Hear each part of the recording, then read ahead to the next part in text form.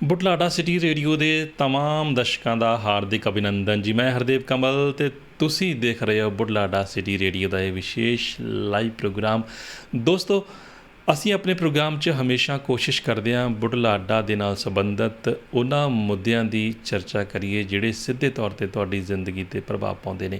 ਅਤੇ ਅੱਜ ਦੀ ਘੜੀ ਸਭ ਦੀ ਜ਼ਿੰਦਗੀ 'ਤੇ ਜਿਹੜਾ ਪ੍ਰਭਾਵ ਪਿਆ ਹੋਇਆ ਉਹ ਸਰਕਾਰ ਵੱਲੋਂ ਕਰੋਨਾ ਸੰਬੰਧੀ ਕੀਤੀਆਂ ਸਖਤੀਆਂ 'ਤੇ ਅਤੇ ਸਖਤੀਆਂ ਕਾਰਨ ਜੀਵਨ ਸਾਡੀ ਜਿਹੜੀ ਦਿਨਚਰਿਆ ਬਹੁਤ ਡਿਸਟਰਬ ਹੋ ਰਹੀ ਹੈ।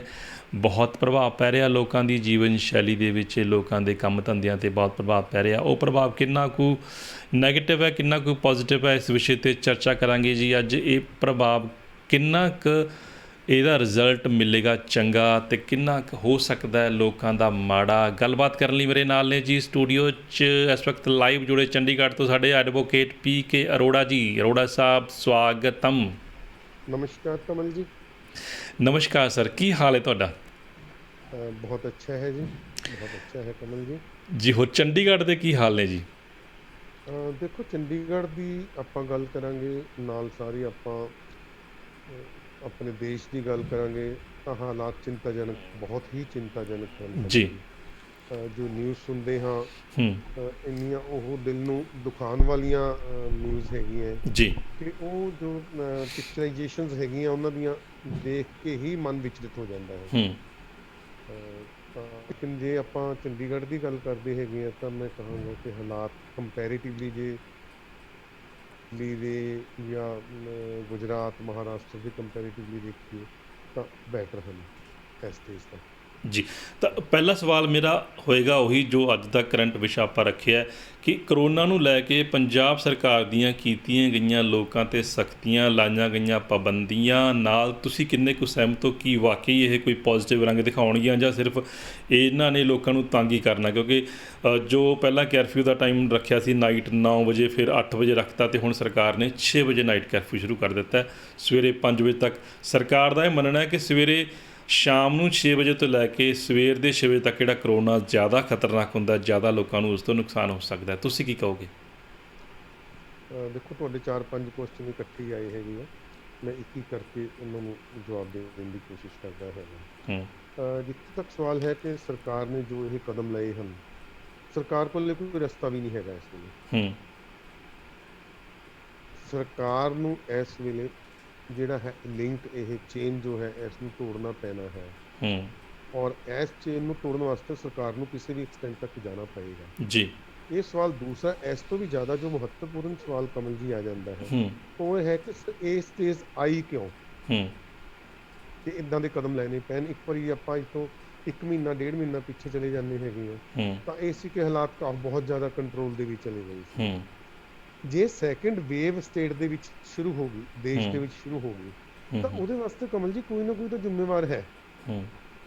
ਐਡਮਿਨਿਸਟ੍ਰੇਸ਼ਨ ਲੈਵਲ ਤੇ ਹੈ ਜਾਂ ਪਾਲਿਸੀ ਬਣਾਉਣ ਵਾਲਿਆਂ ਦੇ ਲੈਵਲ ਤੇ ਹੈ, ਕਿਤੇ ਨਾ ਕਿਤੇ ਹੈ ਜੀ। ਉਹ ਅਣਗਹਿਲੀ ਕਿਤੇ ਹੋਈ ਹੈਗੀ ਹੈ। ਇਹ ਬੜਾ ਚਿੰਤਨ ਦਾ ਵਿਸ਼ਾ ਹੈ ਜੀ। ਜਿੱਦਾਂ ਮੈਡਰਾਸ ਹਾਈ ਕੋਰਟ ਨੇ ਇਲੈਕਸ਼ਨ ਕਮਿਸ਼ਨ ਨੂੰ ਕਾਫੀ ਡਾਂਟ ਫਟਕਾਰ ਦਿੱਤੀ ਹੈਗੀ ਆ, ਤੁਸੀਂ ਕਰ ਰਹੇ ਹੋਗੇ, ਬੜੀ ਇਹ ਕਰੰਟ ਨਿਊਜ਼ ਆ ਰਹੀ ਹੈਗੀ ਹੈ। ਉਹਨਾਂ ਨੇ ਬਲਕਿ ਇੱਥੋਂ ਤੱਕ ਵੀ ਕਿਹਾ ਹੈਗਾ ਕਿ ਜੋ ਇਲੈਕਸ਼ਨ ਕਮਿਸ਼ਨ ਹੈ ਉਸ ਤੇ ਈਵਨ ਮਰਡਰ ਦਾ ਕੇਸ ਵੀ ਟ੍ਰਾਇਲ ਹੋਣਾ ਚਾਹੀਦਾ ਹੈ, ਕਿਉਂਕਿ ਉਹਨਾਂ ਨੇ ਅਣਗਹਿਲੀ ਕਰਕੇ, ਉਹਨਾਂ ਦੇ ਕੰਮ ਕਰਕੇ ਜੋ ਹੈ ਕਰੋਨਾ ਇਸ ਹੱਦ ਤੱਕ ਫੈਲਿਆ। ਜੀ ਜੀ ਜੀ। ਇਹ ਇਸ਼ੂ ਜੇ ਆਪਾਂ ਪੰਜਾਬ ਦੇ ਵਿੱਚ ਵੀ ਦੇਖਦੇ ਹਾਂ ਤਾਂ ਪੰਜਾਬ ਦੇ ਵਿੱਚ ਵੀ ਇਹ ਜ਼ਰੂਰ ਦੇਖਣ ਦੀ ਚੀਜ਼ ਹੈ ਕਿ ਜੇ ਇਸ ਲੈਵਲ ਤੱਕ ਇਹ ਆਈ ਹੈ, ਦੁਬਾਰਾ ਆਇਆ ਹੈ। ਦੇਖੋ, ਕਰੋਨਾ ਆਪਦੇ ਆਪ ਤੇ ਆ ਨਹੀਂ ਲਿਆਂਦਾ ਗਿਆ ਹੈਗਾ, ਔਰ ਜਿਹੜਾ ਲਿਆਂਦਾ ਗਿਆ ਹੈਗਾ ਉਹ ਕਿੱਦਾਂ ਐਂਟਰ ਕਰ ਗਿਆ ਜਾਂ ਉਸ ਨੂੰ ਚੈੱਕ ਉਸ ਸਟੇਜ ਦੇ ਉੱਤੇ ਕਿਉਂ ਨਹੀਂ ਕੀਤਾ ਗਿਆ। ਜੇ ਬਾਹਰਲੀਆਂ ਸਟੇਟਸ ਦੇ ਵਿੱਚੋਂ ਲੋਕ ਇੱਧਰ ਆ ਰਹੇ ਸੀਗੇ ਤਾਂ ਉਹਨੂੰ ਉਸ ਸਟੇਜ 'ਤੇ ਕਿਉਂ ਨਹੀਂ ਰੋਕਿਆ ਗਿਆ? ਜੇ ਬਾਹਰੋਂ ਕੋਈ ਮੁਟੇੜ ਦੂਸਰਾ ਆਇਆ ਹੈਗਾ ਉਹਨੂੰ ਉਸ ਸਟੇਜ 'ਤੇ ਕਿਉਂ ਨਹੀਂ ਰੋਕਿਆ ਗਿਆ? ਇਹ ਬਹੁਤ ਸੋਚਣ ਦੀ ਗੱਲ ਹੈ। ਚਲੋ, ਲੇਕਿਨ ਹੁਣ ਸਰਕਾਰ ਕੋਲ ਕੋਈ ਚਾਰਾ ਹੈ ਹੀ ਨਹੀਂ। ਕਿਸੇ ਵੀ ਹੱਦ ਤੱਕ ਸਰਕਾਰ ਨੂੰ ਜਾਣਾ ਪਏਗਾ ਜੇ ਆਪਣੇ ਬਾਸ਼ਿੰਦਿਆਂ ਨੂੰ, ਆਪਣੇ ਨਾਗਰਿਕਾਂ ਨੂੰ ਬਚਾਉਣਾ ਹੈ ਤਾਂ ਉਹਨੂੰ ਬਚਾਉਣਾ ਹੀ ਪ੍ਰਾਇਰਟੀ। ਨਹੀਂ, ਤੁਹਾਨੂੰ ਕੀ ਲੱਗਦਾ? ਮੇਰਾ ਸਵਾਲ ਇਹ ਸੀ ਕਿ ਸਰਕਾਰ ਦੇ ਇਹਨਾਂ ਕਦਮਾਂ ਨਾਲ ਕੋਈ ਫਰਕ ਪਏਗਾ? ਕਿਉਂਕਿ ਲੋਕਾਂ ਦੇ ਮਨਾਂ 'ਚ ਕਰੋਨਾ ਦਾ ਡਰ ਉਸ ਤਰ੍ਹਾਂ ਤਾਂ ਨਹੀਂ ਹੈ, ਹਾਲਾਂਕਿ ਜਿਸ ਤਰ੍ਹਾਂ ਦਾ ਸਰਕਾਰ ਪਾਉਣਾ ਚਾਹੁੰਦੀ ਹੈ। ਖੈਰ, ਇੱਥੇ ਮੇਰੇ ਵਿਚਾਰ ਤੁਹਾਡੇ ਨਾਲੋਂ ਥੋੜ੍ਹੇ ਜਿਹੇ ਡਿਫਰੈਂਟ ਨੇ, ਕਿਉਂਕਿ ਜਿਸ ਤਰੀਕੇ ਨਾਲ ਆਪਾਂ ਕਰੋਨਾ ਦੀ ਗੱਲ ਕਰਦੇ ਹਾਂ, ਜਦੋਂ ਆਪਾਂ TV ਦੇਖਦੇ ਹਾਂ ਤਾਂ ਲੱਗਦਾ ਬਹੁਤ ਕਰੋਨਾ ਫੈਲ ਚੁੱਕੀ ਹੈ, ਬਹੁਤ ਕਹਿਰ ਮਚਾ ਰਿਹਾ। ਜਦੋਂ ਆਪਾਂ ਖਬਰਾਂ ਪੜ੍ਹਦੇ ਹਾਂ ਅਖਬਾਰ 'ਚ, ਆਪਾਂ ਨੂੰ ਲੱਗਦਾ ਕਿ ਕਰੋਨਾ ਬਹੁਤ ਕਹਿਰ ਕਮਾ ਰਿਹਾ। ਲੇਕਿਨ ਜਦੋਂ ਆਪਾਂ ਪੰਜਾਬ ਦੇ ਪਿੰਡਾਂ ਦੀ ਹਾਲਤ ਦੇਖਦੇ ਹਾਂ, ਤੁਸੀਂ ਪੰਜਾਬ ਦੇ ਪਿੰਡਾਂ 'ਚ ਜਾ ਕੇ ਦੇਖੋ, ਕੋਈ ਕਰੋਨਾ ਦਾ ਕੋਈ ਨਾਮੋ ਨਿਸ਼ਾਨ ਨਹੀਂ ਹੈ, ਕੋਈ ਕਿਤੇ ਵੀ ਕੋਈ ਕਿਸੇ ਤਰ੍ਹਾਂ ਦੀ ਕੋਈ ਸਾਵਧਾਨੀ ਕਰੋਨਾ ਦੇ ਨੂੰ ਲੈ ਕੇ ਕਦੇ ਨਹੀਂ ਵਰਤੀ ਜਾ ਰਹੀ ਪਿੰਡਾਂ ਦੇ ਲੋਕਾਂ ਦੇ ਵਿੱਚ, ਔਰ ਨਾ ਹੀ ਛੋਟੇ ਸ਼ਹਿਰਾਂ ਦੇ ਲੋਕਾਂ ਵਿੱਚ ਵਰਤੀ ਜਾ ਰਹੀ ਹੈ, ਨਾ ਹੀ ਉੱਥੇ ਕਰੋਨਾ ਕਿਤੇ ਦੇਖਣ ਨੂੰ ਮਿਲ ਰਿਹਾ। ਔਰ ਇੱਥੇ ਅਗਰ ਆਪਾਂ ਗੱਲ ਕਹੀਏ ਕਿ ਸਰਕਾਰ ਦੀਆਂ ਜੋ ਆਪਾਂ ਮਤਲਬ ਮੈਂ ਤੁਹਾਨੂੰ ਨੈਗੇਟਿਵ ਔਰ ਪੋਜ਼ੀਟਿਵ ਦੋ ਗੱਲਾਂ ਦਾ ਕੰਪੈਰੀਜ਼ਨ ਕਰਕੇ ਦੱਸੂੰਗਾ। ਜਿਸ ਤਰ੍ਹਾਂ ਅਖਬਾਰ ਦੇ ਵਿੱਚ ਤੁਸੀਂ ਅਕਸਰ ਇੱਕ ਹੈਡਲਾਈਨਸ ਪੜ੍ਹਦੇ ਹੋ ਕਿ ਕਰੋਨਾ ਨਾਲ ਅੱਜ ਇੰਨੀਆਂ ਮੌਤਾਂ ਹੋਈਆਂ, ਮੌਤਾਂ ਦੇ ਅੰਕੜੇ ਕਰੋਨਾ ਦੇ ਨਾਲ ਸਰਕਾਰ ਦਿਖਾਉਣ ਦੀ ਕੋਸ਼ਿਸ਼ ਕਰਦੀ ਹੈ ਜਾਂ ਅਖਬਾਰ ਦਿਖਾਉਣ ਦੀ ਕੋਸ਼ਿਸ਼ ਕਰਦੇ ਨੇ, TV ਚੈਨਲ ਦਿਖਾਉਣ ਦੀ ਕੋਸ਼ਿਸ਼ ਕਰਦੇ ਨੇ ਕਿ ਪਿਛਲੇ 24 ਘੰਟਿਆਂ 'ਚ ਇੰਨੀਆਂ ਮੌਤਾਂ ਹੋਈਆਂ ਔਰ ਇੰਨੇ ਪੇਸ਼ੈਂਟ ਆਏ। ਲੇਕਿਨ ਕਿਸੇ ਵੀ ਚੈਨਲ 'ਤੇ, ਅਰੋੜਾ ਸਾਹਿਬ ਗੱਲ ਧਿਆਨ ਨਾਲ ਸੁਣਨ ਵਾਲੀ ਹੈ, ਕਿਸੇ ਵੀ ਚੈਨਲ 'ਤੇ ਕਿਸੇ ਵੀ ਨਿਊਜ਼ਪੇਪਰ ਦੇ ਵਿੱਚ ਤੁਸੀਂ ਸੁਬਾਹ ਦੇ ਹੈਡਲਾਈਨ ਪੜ੍ਹੋ, ਕਿਤੇ ਵੀ ਇਹ ਨਹੀਂ ਹੁੰਦਾ ਕਿ ਅੱਜ ਕਰੋਨਾ ਦੇ ਇੰਨੇ ਪੇਸ਼ੈਂਟ ਰਿਕਵਰ ਹੋਏ, ਇੰਨੇ ਪੇਸ਼ੈਂਟ ਸਿਹਤਯਾਬ ਹੋਏ, ਇੰਨੇ ਪੇਸ਼ੈਂਟ ਆਪਣੇ ਘਰ ਗਏ। ਉਹਨਾਂ ਦੀ ਗਿਣਤੀ ਅਗਰ ਅਖਬਾਰਾਂ ਵਾਲੇ ਦਿਖਾਉਣ, ਮੇਰਾ ਖਿਆਲ ਹੈ ਕਿ ਜਿਹੜੇ ਲੋਕ ਵੈਂਟੀਲੇਟਰ 'ਤੇ ਪਏ ਨੇ, ਦੇਖੋ ਜਿਹੜੇ ਲੋਕ ਜ਼ਿੰਦਗੀ ਦੇ ਮੌਤ ਨਾਲ ਕਰੋਨਾ ਕਰਕੇ ਜੂਝ ਰਹੇ ਨੇ, ਤਾਂ ਉਹਨਾਂ ਨਾਲ ਘੱਟੋ ਘੱਟ ਕੁਝ ਤਾਂ ਪੋਜ਼ੀਟਿਵ ਉਹਨਾਂ ਦੇ ਦਿਮਾਗ 'ਚ ਜਾਏਗਾ, ਕਿਉਂਕਿ ਕਰੋਨਾ ਦੇ ਨਾਲ ਜੋ ਡੈਥ ਰੇਟ ਹੈ ਹੁਣ ਤੱਕ ਕਹੀ ਜਾ ਰਹੀ ਹੈ ਕਿ 2-3% ਹੀ ਹੈ, ਬਾਕੀ ਲੋਕ ਰਿਕਵਰ ਹੋ ਜਾਂਦੇ ਨੇ। ਸਰਕਾਰ ਉਹਨਾਂ 2-3% ਲੋਕਾਂ ਨੂੰ ਇਸ ਤਰੀਕੇ ਨਾਲ ਇਹਨਾਂ ਚੈਨਲਾਂ ਦੇ ਜ਼ਰੀਏ ਦਿਖਾ ਕੇ ਲੋਕਾਂ 'ਚ ਦਹਿਸ਼ਤ ਪੈਦਾ ਕਰਨ 'ਚ ਚਾਹ ਰਹੀ ਹੈ। ਔਰ ਅਕਸਰ ਮਤਲਬ ਇਹਨਾਂ ਪਾਬੰਦੀਆਂ ਨਾਲ ਦੇਖੋ ਵਪਾਰੀ ਵਰਗ ਇਹਦੇ 'ਚ ਕੋਈ ਸ਼ੱਕ ਨਹੀਂ ਕਿ ਬਹੁਤ ਜ਼ਿਆਦਾ ਪ੍ਰਭਾਵਿਤ ਹੋ ਰਿਹਾ ਔਰ ਹੋਏਗਾ ਵੀ। ਔਰ ਇੱਕ ਗੱਲ ਇੱਕ ਸਿਆਣੇ ਇਕਨੋਮਿਕਸ ਨੇ ਕਹੀ ਸੀ ਕਿ ਲੋਕ ਆਪਣੇ ਦੇਸ਼ ਦੇ ਕਰੋਨਾ ਨਾਲ ਬੇਸ਼ੱਕ ਮਰਨ ਬੇਸ਼ੱਕ ਨਾ ਮਰਨ, ਲੇਕਿਨ ਆਰਥਿਕ ਤੰਗੀ ਨਾਲ ਜ਼ਰੂਰ ਮਰ ਜਾਣਗੇ। ਤੋ ਪਹਿਲੀ ਨਜ਼ਰੇ ਜੋ ਮੈਂ ਆਪਣੀ ਨਿੱਜੀ ਵਿਚਾਰ ਜ਼ਾਹਿਰ ਕਰਾਂ ਤਾਂ ਇਹ ਕਰੋਨਾ ਦੀਆਂ ਪਾਬੰਦੀਆਂ ਲੋਕਾਂ ਨੂੰ ਆਰਥਿਕ ਤੌਰ 'ਤੇ ਬਹੁਤ ਕਮਜ਼ੋਰ ਕਰ ਦੇਣਗੀਆਂ। ਕਰੋਨਾ ਨਾਲ ਚਾਹੇ ਕੁਝ ਨੁਕਸਾਨ ਹੋਵੇ ਨਾ ਹੋਵੇ, ਉਹ ਡਿਫਰੈਂਟ ਚੀਜ਼ ਹੈ। ਕੀ ਕਹਿਣਾ ਚਾਹੋਗੇ? ਦੇਖੋ ਕਮਲ ਜੀ, ਇਹ ਗੱਲ ਹੈ, ਮੈਂ ਤੁਹਾਡੀ ਸ਼ੁਰੂ ਤੋਂ ਗੱਲ ਲੈਣਾ ਹੈਗਾ ਕਿ ਜੋ ਤੁਸੀਂ ਇਹ ਗੱਲ ਕਹੀ ਕਿ ਜੋ ਅਖਬਾਰਾਂ ਦੇ ਵਿੱਚ, ਨਿਊਜ਼ ਦੇ ਵਿੱਚ ਜੋ ਕਰੋਨਾ ਤੋਂ ਡੈਥ ਹੋ ਰਹੀਆਂ ਹੈਗੀਆਂ ਜਾਂ ਉਹਦਾ ਇੱਕ ਬੜਾ ਭਿਆਨਕ ਰੂਪ ਜਿਹੜਾ ਹੈਗਾ ਉਹਨੂੰ ਐਕਸਪੋਜ਼ ਕੀਤਾ ਜਾ ਰਿਹਾ ਹੈਗਾ ਜੀ। ਮੈਂ ਤੁਹਾਡੇ ਨਾਲ ਐਗਰੀ ਕਰਦਾ ਹੈਗਾ ਕਿ ਭਿਆਨਕ ਰੂਪ ਜੋ ਹੈ ਉਹਨੂੰ ਐਕਸਪੋਜ਼ ਕੀਤਾ ਜਾ ਰਿਹਾ ਹੈ। ਜੀ। ਲੇਕਿਨ ਤੁਸੀਂ ਦੇਖੋਗੇ ਜੋ ਅੱਛੇ ਚੈਨਲਸ ਹਨ ਉਹ ਇਹ ਵੀ ਦਿੰਦੇ ਆ ਕਿ ਕਿੰਨੇ ਕੇਸਿਸ ਅੱਜ ਆਏ ਹੈਗੇ ਆ, ਕਿੰਨੇ ਰਿਕਵਰ ਕੀਤੇ, ਨਾਲ ਆ ਰਿਹਾ ਹੁੰਦਾ ਕਿ ਇੰਨੇ ਰਿਕਵਰ ਹੋ ਗਏ ਆ ਔਰ ਇੰਨੇ ਸਰ ਜਿਹੜੀ ਹੈਡਲਾਈਨ ਹੁੰਦੀ ਆ ਮੌਤਾਂ ਦੀ ਹੁੰਦੀ ਹੈ, ਤੁਸੀਂ ਇਹ ਦੇਖੋ ਜੋ ਡਰਾਉਣ ਦੀ ਕੋਸ਼ਿਸ਼ ਕੀਤੀ ਜਾਂਦੀ ਹੈ ਮੌਤਾਂ ਦਾ ਅੰਕੜਾ ਦਿਖਾ ਕੇ ਕੀਤੀ ਜਾਂਦੀ ਹੈ। ਔਰ ਫਿਰ ਆਕਸੀਜਨ ਦੀ ਘਾਟ ਵਾਲੇ ਕੇਸ ਹੋਏ, ਹੋਰ ਕਿੰਨੇ ਇੱਦਾਂ ਦੇ ਕੇਸ ਹੋਏ, ਸਿਰਫ ਜਾਂ ਇਹ ਕਹਿ ਲਓ ਕਿ ਚੈਨਲ ਆਪਣੀ TRP ਦੇ ਲਈ ਇਹ ਕਰਦੇ ਨੇ, ਉਹਨਾਂ ਚੀਜ਼ਾਂ ਨੂੰ ਜ਼ਿਆਦਾ ਹਾਈਲਾਈਟ ਕੀਤਾ ਜਾਂਦਾ ਇੱਥੇ ਮੈਂ ਕੰਡੈਮ ਕਰਦਾ ਹੈਗਾ ਕਿ TRP ਦੀ ਜ਼ਰੂਰਤ ਹੈ ਔਰ TV ਚੈਨਲਸ ਜਿਹੜੇ ਹਨ ਮੋਸਟਲੀ ਉਸ ਨੂੰ ਸਟਿੰਗ ਦੇ ਤੌਰ ਦੇ ਉੱਤੇ ਲੈਂਦੇ ਹੈਗੇ ਆ ਜੀ। ਤੇ ਇਹ ਚੀਜ਼ ਹੈ, ਨੋ ਡਾਊਟ ਮੀਡੀਆ ਇਸ ਵੇਲੇ ਕੋਈ ਬਹੁਤ ਜ਼ਿਆਦਾ ਪੋਜ਼ਿਟਿਵ ਰੋਲ ਨਹੀਂ ਪਲੇ ਕਰ ਰਿਹਾ ਹੈਗਾ। ਇਨਫੋਰਮੇਸ਼ਨ ਦੇਣ ਦੇ ਨਾਲ ਨਾਲ ਉਸ ਦੀ ਇਹ ਡਿਊਟੀ ਹੈ ਕਿ ਲੋਕਾਂ ਦਾ ਜੋ ਮਾਨਸਿਕ ਜੋ ਹੈ ਉਸ ਨੂੰ ਸਤਰ ਨੂੰ ਉੱਚਾ ਰੱਖਿਆ ਜਾਵੇ, ਲੇਕਿਨ ਉਹ ਮੀਡੀਆ ਨਹੀਂ ਕਰ ਪਾ ਰਿਹਾ ਹੈਗਾ। ਲੇਕਿਨ ਕਮਲ ਜੀ, ਮੈਂ ਇੱਕ ਗੱਲ ਹੋਰ ਵੀ ਕਹਾਂਗਾ, ਜੇ ਤੁਸੀਂ ਕਹਿੰਦੇ ਹੋ ਕਿ ਡਰਾਉਣ ਦੀ ਕੋਸ਼ਿਸ਼ ਹੈ ਜਾਂ ਕੁਛ ਹੈ, ਤਾਂ ਉਹਦੇ 'ਚ ਤੁਸੀਂ ਇੱਕ ਚੀਜ਼ ਦੇਖੋ ਕਿ ਜਿਨ੍ਹਾਂ ਦੇ ਹਸਪੀਟਲ ਦੇ ਵਿੱਚ ਪੇਸ਼ੈਂਟ ਪਏ ਹਨ, ਜਿਹੜੇ ਮਰ ਰਹੇ ਹਨ ਤੜਫ ਕਰਕੇ, ਤੁਸੀਂ ਉਹਨਾਂ ਨੂੰ ਪੁੱਛ ਕੇ ਦੇਖੋ ਕਿ ਕਿੰਨਾ ਕੁ ਡਰਾਇਆ ਜਾ ਰਿਹਾ ਹੈ ਜਾਂ ਕਿੰਨਾ ਕੁ ਹੁਣ ਅੱਜ ਮੈਂ ਇੱਕ WhatsApp 'ਤੇ ਦੇਖ ਰਿਹਾ ਸੀਗਾ ਕਿ ਇੱਕ ਲੇਡੀ ਸੀ, ਉਸਦੇ ਹਸਬੈਂਡ ਨੂੰ ਆਕਸੀਜਨ ਨਹੀਂ ਮਿਲ ਰਹੀ, ਆਟੋ ਦੇ ਵਿੱਚ ਉਸਨੇ ਆਪਣੇ ਹਸਬੈਂਡ ਨੂੰ ਬਿਠਾਇਆ ਹੋਇਆ ਤਾਂ ਕਿਤੇ ਉਹਨੂੰ ਆਕਸੀਜਨ ਦੀ ਅਵੇਲੇਬਿਲਿਟੀ ਨਹੀਂ, ਕੁਛ ਨਹੀਂ, ਤਾਂ ਜਦੋਂ ਉਹਦੇ ਹਸਬੈਂਡ ਨੇ ਬਿਲਕੁਲ ਹੀ ਦਮ ਤੋੜਨਾ ਸ਼ੁਰੂ ਕਰਤਾ ਤਾਂ ਇਹ ਜਾਣਦੇ ਹੋਏ ਵੀ ਕਿ ਉਹ ਕਰੋਨਾ ਤੋਂ ਸਫਰ ਕਰ ਰਿਹਾ, ਮੂੰਹ ਦੇ ਨਾਲ ਉਸ ਨੂੰ ਬਰੀਦਿੰਗ ਦੇ ਰਹੀ ਹੈਗੀ ਆ, ਲੇਕਿਨ ਉਹਨੂੰ ਨਹੀਂ ਬਚਾ ਪਾਈ ਹੈਗੀ। ਤਾਂ ਜੇ ਉੱਦਾਂ ਦੇ ਪੇਸ਼ੈਂਟਸ ਨੂੰ, ਮੈਂ ਆਪਣੇ ਇਲਾਕੇ ਦੀ ਗੱਲ ਕਰਦਾ ਹੈਗਾ, ਤੁਸੀਂ ਜੇ ਬੁਢਲਾਡੇ ਦੀ ਗੱਲ ਕਰੋਗੇ ਤਾਂ ਆਪਣੇ ਬੜੇ ਇੱਕ ਸੀਨੀਅਰ ਸਿਟੀਜ਼ਨ ਹੈਗੇ ਆ, ਬੜੇ ਅੱਛੇ ਮੁਅੱਜ਼ਜ਼ ਇਨਸਾਨ ਹਨ, ਸੁਭਾਸ਼ ਨਾਗਪਾਲ ਜੀ, ਉਹ ਇਸ ਵੇਲੇ ਬਠਿੰਡੇ ਐਡਮਿਟ ਹੈਗੇ ਆ। ਭਿੱਖੀ ਡਾਕਟਰ ਪੁਸ਼ਪਿੰਦਰ ਬੜੇ ਵੈਲ ਨੋਨ ਡਾਕਟਰ ਹੈਗੇ ਆ, ਆਪਣੇ SMO ਵੀ ਰਹੇ ਹੈਗੇ ਆ, ਉਹਨਾਂ ਦੀ ਕੱਲ ਡੈਥ ਹੋ ਗਈ ਆ ਕਰੋਨਾ ਦੇ ਨਾਲ। ਤਾਂ ਆਪਾਂ ਇਹ ਦੇਖੋ, ਜੇ ਕਬੂਤਰ ਬਿੱਲੀ ਨੂੰ ਦੇਖ ਕੇ ਅੱਖਾਂ ਬੰਦ ਕਰ ਲੇਗਾ ਤਾਂ ਬਿੱਲੀ ਨੇ ਦੂਰ ਨਹੀਂ ਹੋ ਜਾਣਾ। ਬੇਸ਼ੱਕ ਮੈਂ ਇਸ ਗੱਲ ਨਾਲ ਐਗਰੀ ਕਰਦਾ ਹੈਗਾ ਕਿ ਜੋ ਉਸਦਾ ਐਕਸਪੋਜ਼ਰ ਹੈਗਾ ਉਹ ਵਧਾ ਚੜਾ ਕੇ ਆਪਾਂ ਜੇ ਨਾ ਵੀ ਕਹੀਏ ਤਾਂ ਬੜੇ ਨੈਗੇਟਿਵ ਢੰਗ ਦੇ ਨਾਲ ਦਿੱਤਾ ਜਾ ਰਿਹਾ। ਲੇਕਿਨ ਇੱਕ ਗੱਲ ਮੈਂ ਇੱਥੇ ਹੋਰ ਵੀ ਸਵਾਲ ਤੁਹਾਨੂੰ ਮੈਂ ਪੁੱਛ ਕਰਾਂਗਾ ਕਿ ਤੁਸੀਂ ਆਪ ਇਹ ਗੱਲ ਮੈਨੂੰ ਇਮਾਨਦਾਰੀ ਨਾਲ ਦੱਸੋ ਕਿ ਆਪਣੇ ਬੁਢਲਾਡੇ ਦੇ ਵਿੱਚ ਹੀ ਅੱਜ ਤੋਂ 15 ਦਿਨ 20 ਦਿਨ ਮਹੀਨਾ ਪਹਿਲਾਂ ਕਿੰਨੇ ਲੋਕ ਸਨ ਜੋ ਮਾਸਕ ਨੂੰ ਕੰਟੀਨਿਊਸਲੀ ਯੂਜ਼ ਕਰ ਰਹੇ ਸੀ? ਕਿੰਨੇ ਦੁਕਾਨਦਾਰ ਸਨ ਜੋ ਕਾਊਂਟਰ ਤੇ ਮਾਸਕ ਦੇ ਬਿਨਾਂ ਨਹੀਂ ਬੈਠਦੇ ਸਨ? ਕਿੰਨੇ ਦੁਕਾਨਦਾਰ ਸਨ ਜੋ ਕਸਟਮਰ ਨੂੰ ਮਾਸਕ ਦੇ ਬਿਨਾਂ ਅੰਦਰ ਨਹੀਂ ਆਉਣ ਦਿੰਦੇ ਸੀ? ਤਾਂ ਜ਼ਿੰਮੇਵਾਰ ਆਪਾਂ ਇਕੱਲੀ ਸਰਕਾਰ ਨੂੰ ਵੀ ਕਿੱਦਾਂ ਕਹਿ ਦਾਂਗੇ ਕਮਲ ਜੀ? ਨੋ ਡਾਊਟ ਸਰਕਾਰ ਦੀਆਂ ਜ਼ਿੰਮੇਵਾਰੀਆਂ ਹੈਗੀਆਂ, ਲੇਕਿਨ ਜ਼ਿੰਮੇਵਾਰੀ ਤਾਂ ਉਨੀ ਆਪਣੀ ਵੀ ਤਾਂ ਹੈਗੀ ਹੈ ਨਾ ਕਿ ਨਾਗਰਿਕਾਂ ਨੇ ਕਿੰਨਾ, ਜੇ ਫਿਰ ਸਰਕਾਰ ਉਹਦੇ ਵਾਸਤੇ ਡਰਾਉਣ ਦਾ ਹਥਿਆਰ ਇਸਤੇਮਾਲ ਕਰ ਰਹੀ ਹੈਗੀ ਆ, ਜਾਂ ਕਰਫਿਊ ਲਗਾਉਣਾ ਪੈ ਰਿਹਾ ਹੈਗਾ। ਕਰਫਿਊ ਤਦ ਹੀ ਲਗਾਉਣਾ ਪੈ ਰਿਹਾ, ਲੋਕ ਆਪ ਨਹੀਂ ਰੁਕਦੇ ਜੇ ਲੋਕ ਆਪ ਰੁਕ ਜਾਂਦੇ ਹੈਗੇ ਆ। ਹੁਣ ਤੁਹਾਡਾ ਮੈਂ ਤੀਜੇ ਸਵਾਲ ਤੇ ਆਣਾ ਹੈਗਾ ਆਰਥਿਕ ਤੌਰ ਤੇ। ਆਰਥਿਕ ਤੌਰ ਤੇ ਹੋਏਗਾ, ਮੈਂ ਕਹਿੰਦਾ ਪਹਿਲਾਂ ਹੀ ਇੰਨਾ ਬੁਰਾ ਹਾਲ ਹੋ ਚੁੱਕਿਆ ਹੈ। ਔਰ ਆਰਥਿਕ ਦੇ ਵਿੱਚ ਵੀ ਜੇ ਮੈਂ ਡਿਫਰੈਂਟ ਸੈਕਸ਼ਨਸ ਨੂੰ ਲੈਣਾ ਹੈਗਾ, ਜੇ ਇੱਕ ਬੰਦਾ 15 ਲੱਖ 20 ਲੱਖ ਰੁਪਇਆ ਆਪਦਾ ਬੈਂਕ ਦੇ ਵਿੱਚ ਜਮ੍ਹਾਂ ਕਰਕੇ ਬੈਠਾ ਹੈਗਾ, ਕਿਸੇ ਕੋਲੇ ਐਸੈਟਸ ਹੈਗੇ, ਉਹਨੂੰ ਸ਼ਾਇਦ ਕੋਈ ਬਹੁਤ ਜ਼ਿਆਦਾ ਫਰਕ ਨਹੀਂ ਪਏਗਾ, ਉਹਦੀ ਰੋਜ਼ੀ ਰੋਟੀ ਚੱਲੇਗੀ, ਉਹਦਾ ਖਾਣਾ ਪੀਣਾ ਚੱਲੇਗਾ, ਉਹ ਭੁੱਖਾ ਨਹੀਂ ਮਰੇਗਾ। ਲੇਕਿਨ ਇੱਕ ਉਹ ਬੰਦਾ ਜਿਹਨੇ ਰਿਕਸ਼ਾ ਚਲਾਉਣੀ ਹੈਗੀ ਹੈ, ਜਿਹਨੇ ਸਵੇਰੇ ਮਜ਼ਦੂਰੀ ਕਰਨੀ ਆ ਔਰ ਸ਼ਾਮ ਨੂੰ ਪੈਸੇ ਆਪਦੇ ਹੱਥ ਦੇ ਵਿੱਚ ਫੜ ਕੇ ਉਹਨੇ ਵਿੱਚੋਂ ਆਟਾ ਦਾਲ ਪਾਣੀ ਆਪਦੇ ਘਰੇ ਜਾ ਕੇ ਉਹ ਘਰੇ ਲੈ ਕੇ ਜਾਂਦਾ, ਤਾਂ ਉਹਦੇ ਬੱਚਿਆਂ ਦੀ ਰੋਟੀ ਪੱਕਦੀ ਹੈਗੀ ਹੈ। ਉਹਨਾਂ ਵਾਸਤੇ ਬਹੁਤ ਮੁਸ਼ਕਿਲ ਹੈ। ਹੁਣ ਜਿੱਦਾਂ ਜੇ 5 ਵਜੇ ਇਹਨਾਂ ਨੇ ਕਰਫਿਊ ਦਾ, ਮੈਂ ਤੁਹਾਡੇ 3-4 ਦਿਨ ਪਹਿਲਾਂ ਦੀ ਰਿਪੋਰਟਿੰਗ ਯਾਦ ਕਰਵਾਉਣਾ ਹੈਗਾ, ਤਾਂ ਕੈਪਟਨ ਅਮਰਿੰਦਰ ਸਿੰਘ ਜੀ ਨੇ ਇਹ ਗੱਲ ਕਹੀ ਸੀ ਕਿ ਅਸੀਂ ਲੋਕਡਾਊਨ ਕਿਸੇ ਵੀ ਹਾਲਤ ਦੇ ਵਿੱਚ ਨਹੀਂ ਲਗਾਵਾਂਗੇ, ਕਿ ਇਹਦੇ ਨਾਲ 6 ਮਹੀਨੇ ਪਿੱਛੇ ਜੋ ਆਰਥਿਕ ਕੰਡੀਸ਼ਨ ਹੈ ਪਿੱਛੇ ਚਲੀ ਜਾਂਦੀ ਹੈ। ਲੇਕਿਨ ਸਵੇਰੇ ਮੀਟਿੰਗ ਹੋ ਸੀ, ਸ਼ਾਮ ਨੂੰ ਕੈਬਨਿਟ ਦੀ ਮੀਟਿੰਗ ਹੋਈ ਤਾਂ ਫੈਸਲਾ ਹੋਰ ਕੀਤਾ ਗਿਆ, ਅਗਲੇ ਦਿਨ ਫੈਸਲਾ ਹੋਰ ਕੀਤਾ ਗਿਆ। ਤਾਂ ਇਹਦੇ ਪਿੱਛੇ ਕੁਛ ਨਾ ਕੁਛ ਮਜਬੂਰੀ ਤੇ ਹੋਏਗੀ। ਜਦੋਂ ਇਹ ਦੇਖਿਆ ਜਾ ਰਿਹਾ ਹੈਗਾ, ਇਸ ਵੇਲੇ ਤਾਂ ਦੇਖੋ ਆਪਾਂ ਆਰਥਿਕ ਤੌਰ ਤੇ ਮਰ ਰਹੇ ਹੈਗੇ ਆ, ਲੇਕਿਨ ਜਿਸ ਢੰਗ ਨਾਲ ਇਹਦੀ ਇਨਫੈਕਸ਼ਨ ਫੈਲਣੀ ਸ਼ੁਰੂ ਹੋ ਗਈ ਆ, ਉਸ ਢੰਗ ਨਾਲ ਆਰਥਿਕਤਾ ਤਾਂ ਪੰਜਾਬੀ ਚ ਇੱਕ ਮੁਹਾਵਰਾ ਹੈ ਕਿ ਰੱਬ ਨੇੜੇ ਕਿ ਘਸੁੱਲ। ਇਸ ਵੇਲੇ ਤਾਂ ਇਹ ਪੋਜੀਸ਼ਨ ਹੋਈ ਪਈ ਹੈ। ਸਰ ਇੱਥੇ ਮੈਂ ਤੁਹਾਡੀ ਗੱਲ ਨੂੰ ਥੋੜ੍ਹਾ ਜਿਹਾ ਹੋਰ ਵਿਚਾਰਨ ਦੀ ਕੋਸ਼ਿਸ਼ ਕਰ ਰਿਹਾ। ਦੇਖੋ ਤੁਹਾਡੀ ਗੱਲ ਠੀਕ ਹੈ ਕਿ ਸਰਕਾਰ ਇਹ ਫੈਸਲੇ, ਤੁਹਾਡੀ ਨਜ਼ਰ 'ਤੇ ਠੀਕ ਹੈ ਇਹ ਗੱਲ, ਲੇਕਿਨ ਜਿਹੜਾ ਬੰਦਾ ਭੁੱਖਾ ਹੈ ਉਹਦੇ ਲਈ 2 ਤੇ 2 4 ਰੋਟੀਆਂ ਹੁੰਦੀਆਂ ਨੇ ਸਰ। 2 ਤੇ 2 4 ਦੀ ਗੱਲ ਨਹੀਂ ਹੁੰਦੀ। ਉਹਨੇ ਇਹੀ ਜਵਾਬ ਦੇਣਾ ਕਿ 2 ਤੇ 2 ਕਿੰਨੇ ਹੁੰਦੇ, 4 ਰੋਟੀਆਂ, ਤਾਂ ਉਹਦੇ ਲਈ ਰੋਟੀ ਪਹਿਲਾਂ। ਤਾਂ ਅਗਰ ਬੰਦਾ ਭੁੱਖ ਨਾਲ ਹੀ ਮਰੀ ਜਾਂਦਾ ਤਾਂ ਕਰੋਨਾ ਵਾਲੀ ਗੱਲ ਤਾਂ ਬਾਅਦ 'ਚ ਹੋਏਗੀ। ਦੂਸਰੀ ਗੱਲ ਤੁਸੀਂ ਕਿਹਾ ਕਿ ਸਿਰਫ ਗਰੀਬ ਵਰਗ, ਨਹੀਂ ਸਿਰਫ ਗਰੀਬ ਵਰਗ ਨਹੀਂ ਹੈ ਸਰ। ਗਰੀਬ ਵਰਗ ਨੂੰ ਤਾਂ ਫਿਰ ਵੀ ਬਹੁਤ ਥਾਂ ਲੰਗਰਾਂ 'ਚ ਰੋਟੀ ਮਿਲ ਜਾਣੀ ਹੈ, ਜਿਹਦੇ ਬਹੁਤ ਜ਼ਿਆਦਾ ਅਤੀ ਗਰੀਬ ਨੇ ਉਹ ਇੱਧਰ ਉੱਧਰ ਉੱਦਾਂ ਹੋ ਜਾਂਦਾ। ਲੇਕਿਨ ਜਿਹੜਾ ਮੀਡੀਅਮ ਵਰਗ ਹੈ ਸਰ, ਇੱਕ ਦੁਕਾਨਦਾਰ ਬੰਦਾ, ਉਹਦੇ ਸਿਰ 'ਤੇ ਦੁਕਾਨ ਦਾ ਕਿਰਾਇਆ ਵੀ ਦੇਣਾ, ਉਹਨੇ ਕੁਝ ਉਹਦੇ ਮੁਲਾਜ਼ਮ ਹੁੰਦੇ ਨੇ, ਉਹਨਾਂ ਦਾ ਵੀ ਉਹਦੇ ਸਿਰ 'ਤੇ ਬੋਝ ਹੈ। ਕਿੰਨੇ ਤਨਖਾਹਾਂ ਦੇਣੀਆਂ, ਖਰਚੇ ਨੇ ਸਰ। ਉਹ ਬੰਦਾ ਸਰ, ਮੀਡੀਅਮ ਵਰਗ ਦਾ ਬੰਦਾ, ਜਿਹਦੇ ਬਾਰੇ ਨਾ ਤਾਂ ਕਦੇ ਸਰਕਾਰਾਂ ਸੋਚਦੀਆਂ ਨੇ, ਨਾ ਕਦੇ ਕੋਈ ਹੋਰ ਵਰਗ ਸੋਚਦਾ, ਉਹ ਬੰਦਾ ਸਭ ਤੋਂ ਵੱਧ ਨੁਕਸਾਨ 'ਚ ਇਸ ਵਕਤ। ਇਹ ਥੋੜ੍ਹਾ ਜਿਹਾ ਇਹ ਭੁਲੇਖਾ ਦੂਰ ਕਰਨ ਦੀ ਲੋੜ ਹੈ ਕਿ ਇਕੱਲੇ ਦਿਹਾੜੀਦਾਰ ਹੀ ਇਹ ਨੁਕਸਾਨ, ਦਿਹਾੜੀਦਾਰ ਨਾਲੋਂ ਵੀ ਵੱਧ ਇਸ ਵਕਤ ਮੀਡੀਅਮ ਵਰਗ ਦੇ ਲੋਕ ਨੇ, ਦੁਕਾਨਦਾਰ ਲੋਕ ਨੇ, ਵਪਾਰੀ ਵਰਗ ਹੈ, ਉਹਨਾਂ ਨੂੰ ਸਭ ਤੋਂ ਵੱਧ ਲਾਸ ਹੋ ਰਿਹਾ ਹੈ। ਥੋੜ੍ਹਾ ਜਿਹਾ ਇਹ ਗੱਲ ਵਿਚਾਰਨ ਦੀ ਲੋੜ ਹੈ। ਔਰ ਜੋ ਦੁਕਾਨਾਂ ਦਾ ਟਾਈਮ ਇਹਨਾਂ ਨੇ ਘਟਾ ਕੇ ਹੁਣ 5 ਵਜੇ ਕੀਤਾ, ਸਭ ਤੋਂ ਵੱਧ ਨੁਕਸਾਨ ਇਸ ਵਕਤ ਵਪਾਰੀ ਵਰਗ, ਦੁਕਾਨਦਾਰ ਵਰਗ ਨੂੰ ਹੀ ਹੈ। ਹੁਣ ਅਗਰ ਆਪਾਂ ਤਰਕ ਦੀ ਗੱਲ ਕਰਦੇ ਹਾਂ, ਤੁਸੀਂ ਬਹੁਤ ਇੱਕ ਬੁੱਧੀਜੀਵੀ ਵਰਗ ਦੇ ਵਿੱਚੋਂ ਹੈਗੇ ਹੋ, ਵਕੀਲ ਹੈਗੇ ਹੋ।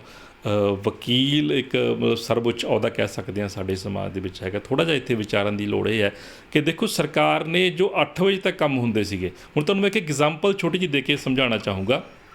ਇੱਕ ਬੰਦਾ ਇੱਕ ਡਾਕਟਰ ਕੋਲ ਗਿਆ, ਉਹ ਕਹਿੰਦਾ ਡਾਕਟਰ ਸਾਹਿਬ ਮੈਨੂੰ ਇਹ ਪ੍ਰੋਬਲਮ ਹੈ, ਮੇਰੀ ਇਹ ਪ੍ਰੋਬਲਮ ਸੋਲਵ ਕਰੋ।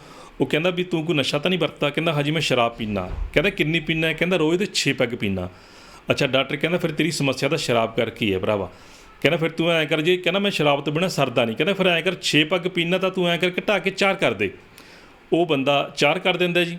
ਉਹ 4 ਕਰਨ ਤੋਂ ਬਾਅਦ ਫਿਰ 5-7 ਦਿਨ ਡਾਕਟਰ ਕੋਲ ਜਾਂਦਾ। ਉਹ ਡਾਕਟਰ ਕਹਿੰਦਾ ਜੀ, ਕਹਿੰਦਾ ਵੀ ਹੁਣ ਤੇ 4 ਨਾਲ ਸਮੱਸਿਆ ਹੱਲ ਨਹੀਂ ਹੋਈ, ਵੀ ਘਟਾ ਕੇ ਹੋਰ 3 ਕਰ ਦੇ ਤੂੰ। ਅਤੇ ਉਹ ਕਹਿੰਦਾ ਠੀਕ ਹੈ ਜੀ 3 ਕਰ ਦੇਣਾ। ਉਹਨੇ 3 ਕਰਤੇ, ਫਿਰ 5-4 ਦਿਨਾਂ ਬਾਅਦ ਡਾਕਟਰ ਸਾਹਿਬ ਕਹਿੰਦਾ ਸਮੱਸਿਆ ਤਾਂ ਹੱਲ ਹੋਈ ਨਹੀਂ। ਕਹਿੰਦਾ ਫਿਰ ਐਂ ਕਰ ਭਰਾਵਾ 2 ਕਰ ਦੇ। ਕਹਿੰਦਾ ਹੁਣ ਦੇਖ ਲੈ। ਉਹ 2 ਪੈਕ ਕਰਕੇ ਜਾਂਦਾ, ਹਫ਼ਤੇ ਬਾਅਦ ਫਿਰ ਡਾਕਟਰ ਨੂੰ ਕਹਿੰਦਾ ਡਾਕਟਰ ਸਾਹਿਬ ਕਹਿੰਦਾ ਹੁਣ ਕਹਿੰਦਾ ਇਹ ਤਾਂ ਫਿਰ ਵੀ ਨਹੀਂ ਹੱਲ ਹੋਈ। ਕਹਿੰਦਾ ਡਾਕਟਰ ਸਾਹਿਬ ਹੁਣ ਕਹਿੰਦਾ 1 ਪੈਗ 'ਤੇ ਨਾ ਕਹਿ ਦਿਓ, ਕਹਿੰਦਾ ਸਾਰੀ ਬੋਤਲ 1 ਪੈਗ 'ਚ ਪੀਣੀ ਬੜੀ ਔਖੀ ਹੈ।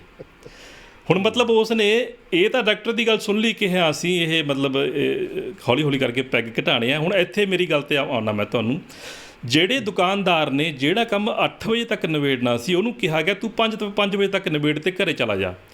ਹੁਣ ਉਹ ਦੁਕਾਨਦਾਰ ਕੋਲ ਜਿਹੜੇ ਕਸਟਮਰ ਨੇ ਆਉਣਾ ਸੀ, ਉਹ 8 ਵਜੇ ਤੱਕ ਦੀ ਬਜਾਏ 5 ਵਜੇ ਤੱਕ ਆਏਗਾ। ਜਿਹਨੂੰ ਜਿਸ ਚੀਜ਼ ਦੀ ਜ਼ਰੂਰਤ ਆ ਉਹ ਜਾਏਗਾ ਮਾਰਕੀਟ 'ਚ। ਹੋ ਸਕਦਾ ਉਹ 'ਚ 10-20% ਦੀ ਕਮੀ ਆਵੇ, ਲੇਕਿਨ ਜਦੋਂ ਉਹ 8 ਵਜੇ ਤੱਕ ਜਾਣਾ ਸੀ, ਉਹ ਬੰਦਾ ਭੱਜ ਨੱਠ ਕੇ 5 ਵਜੇ ਤੱਕ ਜਾਏਗਾ। ਦੁਕਾਨਾਂ 'ਤੇ ਭੀੜ ਉਸ ਤੋਂ ਜ਼ਿਆਦਾ ਵਧੇਗੀ। ਜਿਹੜਾ ਕੰਮ, ਕਿਉਂਕਿ ਉਹਨੂੰ ਕਿਤੇ ਮੇਰੇ ਵਰਗਾ ਆਰਾਮ ਨਾਲ ਸੋਚਦਾ ਕਿ ਆਪਾਂ ਕੋਈ ਗੱਲ ਨਹੀਂ 7 ਵਜੇ ਚੱਲਾਂਗੇ, 8 ਵਜੇ ਚੱਲਾਂਗੇ, ਲੇਕਿਨ ਜਦੋਂ ਉਹ ਕੰਮ 5 ਵਜੇ ਤੱਕ ਦੁਕਾਨ ਵਧਾਈ ਜਾਣੀ ਹੈ, ਦੁਕਾਨ ਬੰਦ ਹੋ ਜਾਣੀ ਹੈ, ਹਰੇਕ ਦੇ ਮਨ 'ਚ ਹੋਏ ਕਿ ਪਹਿਲਾਂ ਉਹ ਕੰਮ ਕਰੇ, ਦੁਕਾਨਾਂ 'ਤੇ ਭੀੜ ਵਧੇਗੀ। ਠੀਕ ਹੈ, ਉਹ ਦੁਕਾਨਾਂ 'ਤੇ ਭੀੜ ਵਧਣ ਨਾਲ ਤੁਸੀਂ ਇਹ ਦੇਖੋ ਕਿ ਫਿਰ ਇਹ ਕਰੋਨਾ ਦੇ ਮਾਮਲੇ 'ਚ ਫਾਇਦਾ ਕਿ ਨੁਕਸਾਨ ਹੈ। ਹੁਣ ਜੋ ਕੰਮ ਜਦੋਂ ਹੋਣਾ ਉਦੋਂ ਹੀ ਹੋਣਾ। ਜੇ ਆਪਾਂ ਇਸ ਨੂੰ ਥੋੜ੍ਹਾ ਢਿੱਲਾ ਛੱਡ ਦਾਂਗੇ, ਆਰਾਮ ਨਾਲ ਹੁਣ ਨਾਈਟ ਕਰਫਿਊ ਦਾ ਕੀ ਤਰਕ ਹੈ ਤੁਸੀਂ ਦੱਸੋ? ਜਿਸ ਬੰਦੇ ਨੇ ਜਿਹਨੂੰ ਮਿਲਣਾ ਸੀ ਉਹ ਤਾਂ ਦਿਨ 'ਚ ਮਿਲ ਹੀ ਲਿਆ, ਰਾਤ ਨੂੰ ਲੋਕਾਂ ਨੇ ਚਲੋ ਉਹ ਵੀ ਘਰ 'ਚ ਪੈਣਾ, 8 ਵਜੇ ਪੈਣਾ, 9 'ਚ ਪੈਣਾ। ਹਾਂ, ਰਾਤ ਨੂੰ ਇਹ ਅਗਰ ਕੋਈ ਪਬਸ ਵਗੈਰਾ ਪਾਰਟੀਜ਼ ਵਗੈਰਾ ਨੂੰ ਅਗਰ ਉਹ 'ਤੇ ਰੋਕ ਲਾਵੇ ਗੌਰਮੈਂਟ, ਉਹ ਗੱਲ ਅਲੱਗ ਹੈ ਕਿ ਇੱਦਾਂ ਪਾਰਟੀਜ਼ 'ਤੇ ਰੋਕ ਹੋਣੀ ਚਾਹੀਦੀ ਹੈ ਜਿਹਦੇ ਵਿੱਚ ਸਭ ਤੋਂ ਵੱਧ ਕਰੋਨਾ ਫੈਲਣ ਦਾ ਖਤਰਾ ਹੁੰਦਾ। ਮਤਲਬ ਤੁਸੀਂ ਉਂਝ ਹੀ ਲੋਕਾਂ ਨੂੰ ਅਸਿੱਧੇ ਰੂਪ 'ਚ ਪ੍ਰਭਾਵਿਤ ਕਰਨ ਦੀ ਕੋਸ਼ਿਸ਼ ਕਰ ਰਹੇ ਹੋ, ਲੋਕਾਂ ਦੇ ਕਾਰੋਬਾਰਾਂ ਨੂੰ ਮਤਲਬ ਠਾਹ ਲਾਉਣ ਦੀ ਕੋਸ਼ਿਸ਼ ਕਰ ਰਹੇ ਹੋ। ਮੈਨੂੰ ਲੱਗਦਾ, ਮੈਨੂੰ ਤਾਂ ਇਹਦੇ 'ਚ ਕੋਈ ਤਰਕ ਨਹੀਂ ਲੱਗਦਾ। ਕਮਲ ਜੀ, ਇੱਦਾਂ ਹੈ ਕਿ ਮੈਂ ਕੋਈ ਸਰਕਾਰ ਦਾ ਪੱਖ ਨਹੀਂ ਲੈ ਰਿਹਾ ਹੈਗਾ। ਸਰਕਾਰ ਵੀ ਗਲਤ ਹੈ, ਲੇਕਿਨ ਮੈਂ ਇਸ ਗੱਲ ਦੇ ਉੱਤੇ ਜ਼ਰੂਰ ਦੇਵਾਂਗਾ, ਜੇ ਮੈਂ ਦਿਹਾੜੀਦਾਰ ਦੀ ਐਗਜ਼ਾਮਪਲ ਦਿੱਤੀ ਸੀ, ਇੱਕ ਦਿਹਾੜੀਦਾਰ ਦੀ, ਆਪਾਂ ਸਾਰੇ ਜਿੰਨਾ ਮਿਡਲ ਕਲਾਸ ਹੈ, ਲੋਅਰ ਮਿਡਲ ਕਲਾਸ ਹੈ, ਉਹ ਸਾਰੀ ਦਿਹਾੜੀਦਾਰ ਔਰ ਮਜ਼ਦੂਰ ਦੇ ਵਿੱਚ ਹੀ ਆਪਾਂ ਇਨਕਲੂਡ ਹੁੰਦੇ ਹੈਗੇ ਜੀ। ਇੱਕ ਬੰਦਾ ਸਟਰੀਟਸ ਦੇ ਵਿੱਚ ਦੁਕਾਨਾਂ ਹੈਗੀਆਂ, ਦੇਖੋ ਗਲੀਆਂ ਦੇ ਵਿੱਚ, ਘਰਾਂ ਦੇ ਬਾਹਰ ਦੁਕਾਨਾਂ ਕੀਤੀਆਂ ਹੁੰਦੀਆਂ, ਜਾਂ ਬੁਢਲਾਡੇ ਵੀ ਹੈ, ਤਾਂ ਬੁਢਲਾਡੇ ਮੈਂ ਇਹੀ ਗੱਲ ਕਹਾਂਗਾ ਕਿ 80% 90% ਜੋ ਹੈ ਮਿਡਲ ਕਲਾਸ ਹੈਗੀ ਹੈ ਜੀ, ਠੀਕ ਹੈ, ਨੋ ਡਾਊਟ ਉਹ ਉੱਦਾਂ ਹੀ ਇਫੈਕਟ ਹੋ ਰਹੇ ਆ। ਲੇਕਿਨ ਉਹਨਾਂ ਨਾਲ ਫਰਕ ਕੀ ਹੁੰਦਾ ਕਿ ਜਿਹੜੇ ਤੁਹਾਡੇ ਮੀਟਿੰਗ ਆਵਰਸ ਹੈਗੇ ਆ, ਇੱਕ ਤਾਂ ਜੇ ਰਾਤ ਨੂੰ 9 ਵਜੇ ਤੱਕ ਦੇਖੋ ਦੁਕਾਨਾਂ ਖੁੱਲ੍ਹੀਆਂ ਹੈਗੀਆਂ, ਤਾਂ ਤੁਸੀਂ ਸਵੇਰੇ 9 ਵਜੇ ਤੋਂ ਲੈ ਕੇ 9 ਵਜੇ ਤੱਕ ਰਾਤ ਨੂੰ ਮੀਟਿੰਗ ਚੱਲਦੀ ਹੈ। ਤੁਸੀਂ ਇੱਕ ਚੀਜ਼ ਦੇਖੋਗੇ ਕਿ ਮੋਸਟਲੀ ਜੋ ਦੁਕਾਨਾਂ ਦੇ ਰਸ਼ ਹੁੰਦਾ ਸੀਗਾ, ਉਹ 6 ਤੋਂ ਬਾਅਦ ਵਰਕਿੰਗ ਟਾਈਮ ਹੁੰਦਾ ਹੈਗਾ। ਮਾਰਕੀਟ ਦੇ ਵਿੱਚ 6 ਵਜੇ ਤੋਂ ਬਾਅਦ ਜ਼ਿਆਦਾ, 6 ਤੋਂ ਲੈ ਕੇ 8 ਤੱਕ, 8:30 ਤੱਕ ਜ਼ਿਆਦਾ ਰਸ਼ ਚੱਲਦਾ ਸੀ। ਤਾਂ ਹੁਣ ਤੁਸੀਂ ਚੀਜ਼ ਤਾਂ ਮੰਨੋਗੇ ਕਿ 6 ਤੋਂ 8:30 ਤੱਕ ਦਾ ਜੋ ਰਸ਼ ਸੀਗਾ, 2.5 ਘੰਟਿਆਂ ਦਾ ਕੱਟ ਤਾਂ ਲੱਗ ਗਿਆ ਨਾ, ਜੋ 2.5 ਘੰਟਿਆਂ ਦਾ। ਸਰ ਉਹ 2.5 ਘੰਟੇ ਯਾਰ, ਸਰ ਤੁਹਾਡੀ ਗੱਲ ਵਿੱਚ ਕੱਟ ਰਿਹਾ, ਉਹ 2.5 ਘੰਟੇ ਦਾ ਜਿਹੜਾ ਰਸ਼ ਹੈ, ਉਹ ਪਹਿਲਾਂ ਜਿਹੜਾ 8 ਵਜੇ ਹੁੰਦਾ ਸੀ, ਉਹ 5 ਵਜੇ ਮਾਰਕੀਟ 'ਚ ਹੁੰਦਾ। 4 ਵਜੇ ਤੋਂ ਲੈ ਕੇ 5 ਵਜੇ ਤੱਕ ਜਿਹੜੀ ਚਹਿਲ ਪਹਿਲ ਮਾਰਕੀਟ 'ਚ ਹੁੰਦੀ ਆ, ਉਹੀ ਟਾਈਮ ਹੁੰਦਾ ਜਿਸਨੇ ਮਾਰਕੀਟ 'ਚ ਜੋ ਚੀਜ਼ ਲੈਣੀ ਹੈ ਉਹ ਲੈਣੀ ਹੈ। ਕਮਲ ਜੀ, ਮੈਂ ਉਹੀ ਗੱਲ ਕਹਿ ਰਿਹਾ ਸੀਗਾ ਕਿ ਦੇਖੋ, ਇੱਕ ਤਾਂ ਬੰਦੇ ਨੂੰ 5 ਵਜੇ ਤਾਂ ਬੰਦੇ ਦਾ ਆਫਿਸ ਆਫ ਹੋਣਾ ਹੈਗਾ, 5 ਵਜੇ ਦਫ਼ਤਰ ਆਫ ਹੁੰਦਾ ਜਾਂ 4 ਵਜੇ ਆਫ ਹੁੰਦਾ, ਤਾਂ ਉਹ ਬੰਦਾ ਕੀ ਕਰੇਗਾ, ਬੜੀ ਫੁਰਤੀ ਨਾਲ ਆਏਗਾ, ਆਪਦੀ ਚੀਜ਼ ਨਾਲ ਦੇ ਨਾਲ ਲਏਗਾ ਔਰ ਘਰ ਨੂੰ ਨਿਕਲ ਜਾਏਗਾ ਕਿ 6 ਵਜੇ ਤੋਂ ਬਾਅਦ ਮੈਂ ਨਹੀਂ ਹੋਵਾਂਗਾ। ਕਿਤੇ ਕੀ ਹੁੰਦਾ ਸੀ ਕਿ 6 ਵਜੇ ਅਗਲਾ 5 ਵਜੇ ਘਰੇ ਗਿਆ, 6 ਵਜੇ ਨਿਕਲ ਕੇ ਫਿਰ 2-2.5 ਘੰਟੇ ਮਾਰਕੀਟ 'ਚ ਘੁੰਮਦੇ ਸੀਗੇ। ਇਹ ਤੁਹਾਨੂੰ ਵੀ ਤਜਰਬਾ ਹੋਏਗਾ ਕਿ ਘੰਟਾ 2 ਘੰਟੇ ਉਹ ਦੁਕਾਨ ਤੇ ਚਲੇ ਗਏ, ਉਸ ਤੇ ਚਲੇ ਗਏ, ਉਸ ਤੇ ਚਲੇ ਗਏ, ਘੁੰਮਦੇ ਰਹੇ। ਇਸਨੂੰ ਤਾਂ ਕੱਟ ਲੱਗਿਆ ਨਾ ਜੀ, ਥੋੜਾ ਬਹੁਤ ਫਰਕ। ਮੈਂ ਤੁਹਾਡੀ ਗੱਲ ਤੇ ਸਹਿਮਤ ਹੈਗਾ ਜੀ ਉਸ ਗੱਲ ਨੂੰ। ਔਰ ਸਰਕਾਰ ਦਾ ਇਹੀ ਹੈ ਕਿ ਜਾਂ ਤਾਂ ਦੇਖੋ, ਇੱਕ ਦੋ ਹੀ ਢੰਗ ਹੈ ਇਹਨਾਂ ਕੋਲੇ, ਜਾਂ ਤਾਂ ਇੱਕਦਮ ਹਫਤੇ ਦਾ ਲਾਕਡਾਊਨ, ਇੱਕਦਮ ਕਰਫਿਊ ਲਗਾਉਣ ਹਫਤੇ ਦਾ, ਔਰ ਹਫਤੇ ਬਾਅਦ ਜਿਹੜਾ ਹੈਗਾ ਚੇਨ ਟੁੱਟ ਜੇ ਉਹ, ਜਾਂ ਫਿਰ ਉਹਨੂੰ ਗ੍ਰੈਜੂਅਲੀ ਥੋੜੇ। ਲੇਕਿਨ ਇੱਕ ਗੱਲ ਦੇ ਵਿੱਚ ਸਰਕਾਰ ਜ਼ਰੂਰ ਗਲਤ ਕਰ ਰਹੀ ਹੈ ਕਿ ਉਹ ਜਿਵੇਂ ਕਹਿੰਦੇ ਹੁੰਦੇ ਆ ਕਿ ਖਸਿਆਣੀ ਬਿੱਲੀ ਖੰਭਾ ਨੋਚੇ, ਕਿ ਕੁਝ ਉੱਦਾਂ ਦਾ ਕਰ ਰਹੇ ਆ, ਜਿੱਥੇ ਸਟ੍ਰਿਕਟਲੀ ਇਹ ਜੋ ਆਰਡਰ ਸੀਗੇ ਆਪਦੇ ਇੰਪਲੀਮੈਂਟ ਨਹੀਂ ਕਰਵਾ ਸਕੇ ਨਾਗਰਿਕਾਂ, ਲੋਕਾਂ ਨੂੰ ਮਾਸਕ ਦੇ ਵਾਸਤੇ ਨਹੀਂ ਕੰਪੈਲ ਕਰ ਸਕੇ, ਜੋ ਫੰਕਸ਼ਨ ਹੁੰਦੇ ਸੀ, ਲੁਕੀਆਂ ਛੁਪੀਆਂ ਐਕਟੀਵਿਟੀ ਚੱਲਦੀਆਂ ਸੀ, ਉਹਨਾਂ ਨੂੰ ਨਹੀਂ ਰੋਕ ਸਕੇ, ਤਾਂ ਉਧਰ ਜ਼ੋਰ ਦੇਣ ਦੀ ਬਜਾਏ ਇਹਨਾਂ ਨੇ ਇਸ ਗੱਲ ਤੇ ਜ਼ੋਰ ਦਿੱਤਾ ਕਿ ਆਰਥਿਕ ਤੌਰ ਤੇ ਟੁੱਟੀ ਹੋਈ ਆਰਥਿਕਤਾ ਨੂੰ ਹੋਰ ਤੋੜ ਦਿੱਤੀ ਹੈਗੀ ਹੈ। ਇਸ ਗੱਲ ਦੇ ਵਿੱਚ ਕੋਈ ਸ਼ੱਕ ਨਹੀਂ, ਮੰਨਦਾ ਹੈਗਾ ਇਸ ਗੱਲ ਨੂੰ। ਜਦੋਂ ਚਲੋ ਤੁਹਾਡੀ ਗੱਲ ਮੰਨ ਲੈਂਦੇ, ਚਲੋ ਇਹ ਸਰਕਾਰ ਨੇ ਲਾਕਡਾਊਨ ਲਾਤਾ, ਕੋਈ ਗੱਲ ਨਹੀਂ, ਨੋ ਡਾਊਟ। ਚਲੋ ਸਾਡੇ ਵਰਗੇ ਬੰਦੇ ਵੀ ਥੋੜ੍ਹਾ ਇਹ ਸੋਚਦੇ ਆ, ਦੁਕਾਨਦਾਰ ਲੋਕ, ਚਲੋ ਯਾਰ ਉਂਝ ਆਪਾਂ ਸਾਰਾ ਦਿਨ ਕੰਮ ਦੇ ਕੀੜੇ ਬਣੇ, ਰਾਤ ਨੂੰ 8-9 ਵਜੇ ਤੱਕ ਜੂਝਦੇ ਹਾਂ, ਚਲੋ ਹੁਣ ਘੱਟੋ ਘੱਟ 2 ਘੰਟੇ ਪਹਿਲਾਂ ਫੈਮਿਲੀ 'ਚ ਜਾ ਕੇ ਫੈਮਿਲੀ 'ਚ ਬੱਚਿਆਂ 'ਚ ਇੰਜੋਏ ਕਰਾਂਗੇ। ਚਲੋ ਇਹ ਪੋਜ਼ੀਟਿਵ ਸੋਚ ਵੀ ਆਪਾਂ ਲੈ ਸਕਦੇ ਹਾਂ ਇਸ ਚੀਜ਼ ਨੂੰ।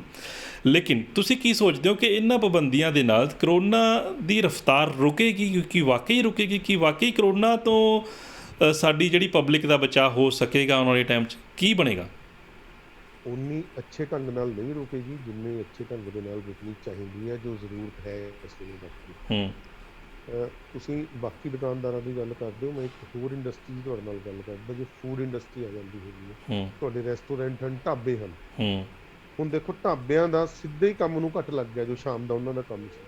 ਨਹੀਂ, ਢਾਬੇ ਬਸ ਤੁਹਾਨੂੰ ਮੈਂ ਦੱਸ ਦਿਆਂ, ਢਾਬੇ ਸਰ 9 ਵਜੇ ਤੱਕ ਖੁੱਲ੍ਹੇ ਰਹਿ ਸਕਦੇ ਨੇ, ਹੋਮ ਡਿਲੀਵਰੀ ਕਰ ਸਕਦੇ ਨੇ ਆਪਣੇ। ਉੱਥੇ ਕਿਸੇ ਕਸਟਮਰ ਨੂੰ ਬੁਲਾ ਕੇ ਉੱਥੇ ਬਿਠਾ ਕੇ ਨਹੀਂ ਖਵਾ ਸਕਦੇ। ਢਾਬੇ ਖੁੱਲ੍ਹੇ ਰਹਿੰਦੇ ਨੇ 9 ਵਜੇ ਤੱਕ, ਉੱਥੋਂ ਉਹ ਹੋਮ ਡਿਲੀਵਰੀ ਕਰ ਸਕਦੇ ਨੇ। ਜੇ ਤੁਸੀਂ 6 ਵਜੇ ਕਰਫਿਊ ਲਗਾਤਾ ਹੈ, ਹੋਮ ਡਿਲੀਵਰੀ ਕਿੱਥੋਂ ਜਾਏਗੀ? ਸਰ ਮੈਂ ਅੱਜ ਹੀ ਮੇਰੀ ਗੱਲ ਹੋਈ ਆ, ਔਰ ਇਹ ਤੁਸੀਂ ਗਾਈਡਲਾਈਨ, ਤੁਸੀਂ ਸਰਕਾਰ ਦੀ ਗਾਈਡਲਾਈਨ ਮੁਤਾਬਕ ਤੁਸੀਂ ਦੇਖੋ, ਪੜ੍ਹੋ ਨਿਊਜ਼ ਦੇ ਵਿੱਚ, ਤਾਂ ਉਹਦੇ 'ਚ ਇਹ ਲਿਖਿਆ ਕਿ 9 ਵਜੇ ਤੱਕ ਜੀ। ਕਮਲ ਜੀ, ਇੱਕ ਚੀਜ਼ ਦਾ ਪਹਿਲਾਂ ਵੀ ਬੜਾ ਮਜ਼ਾਕ ਉੱਡਿਆ ਸੀਗਾ ਕਿ ਇਹਨਾਂ ਨੇ ਇਹ ਕਹਿਤਾ ਸੀ ਕਿ ਮਾਰਕੀਟ ਦੇ ਵਿੱਚ ਜਿਹੜੀ ਕਰਿਆਨੇ ਦੀਆਂ ਦੁਕਾਨਾਂ ਖੁੱਲ੍ਹੀਆਂ ਰਹਿਣਗੀਆਂ, ਲੇਕਿਨ ਸਵੇਰੇ 7 ਵਜੇ ਤੋਂ ਕਰਫਿਊ ਲੱਗ ਜਾਏਗਾ। ਕਰਫਿਊ ਮੀਨਸ ਕੋਈ ਬੰਦਾ ਬਾਹਰ ਨਹੀਂ ਨਿਕਲੇਗਾ। ਜੇ ਬਾਹਰ ਨਹੀਂ ਨਿਕਲੇਗਾ, ਉਹ ਦੁਕਾਨ ਤੱਕ, ਕਰਿਆਨੇ ਦੀ ਦੁਕਾਨ ਤੱਕ ਜਾਏਗਾ ਕਿੱਦਾਂ? ਸੁਰੰਗ ਵਿੱਚ ਨਹੀਂ ਜਾਏਗਾ।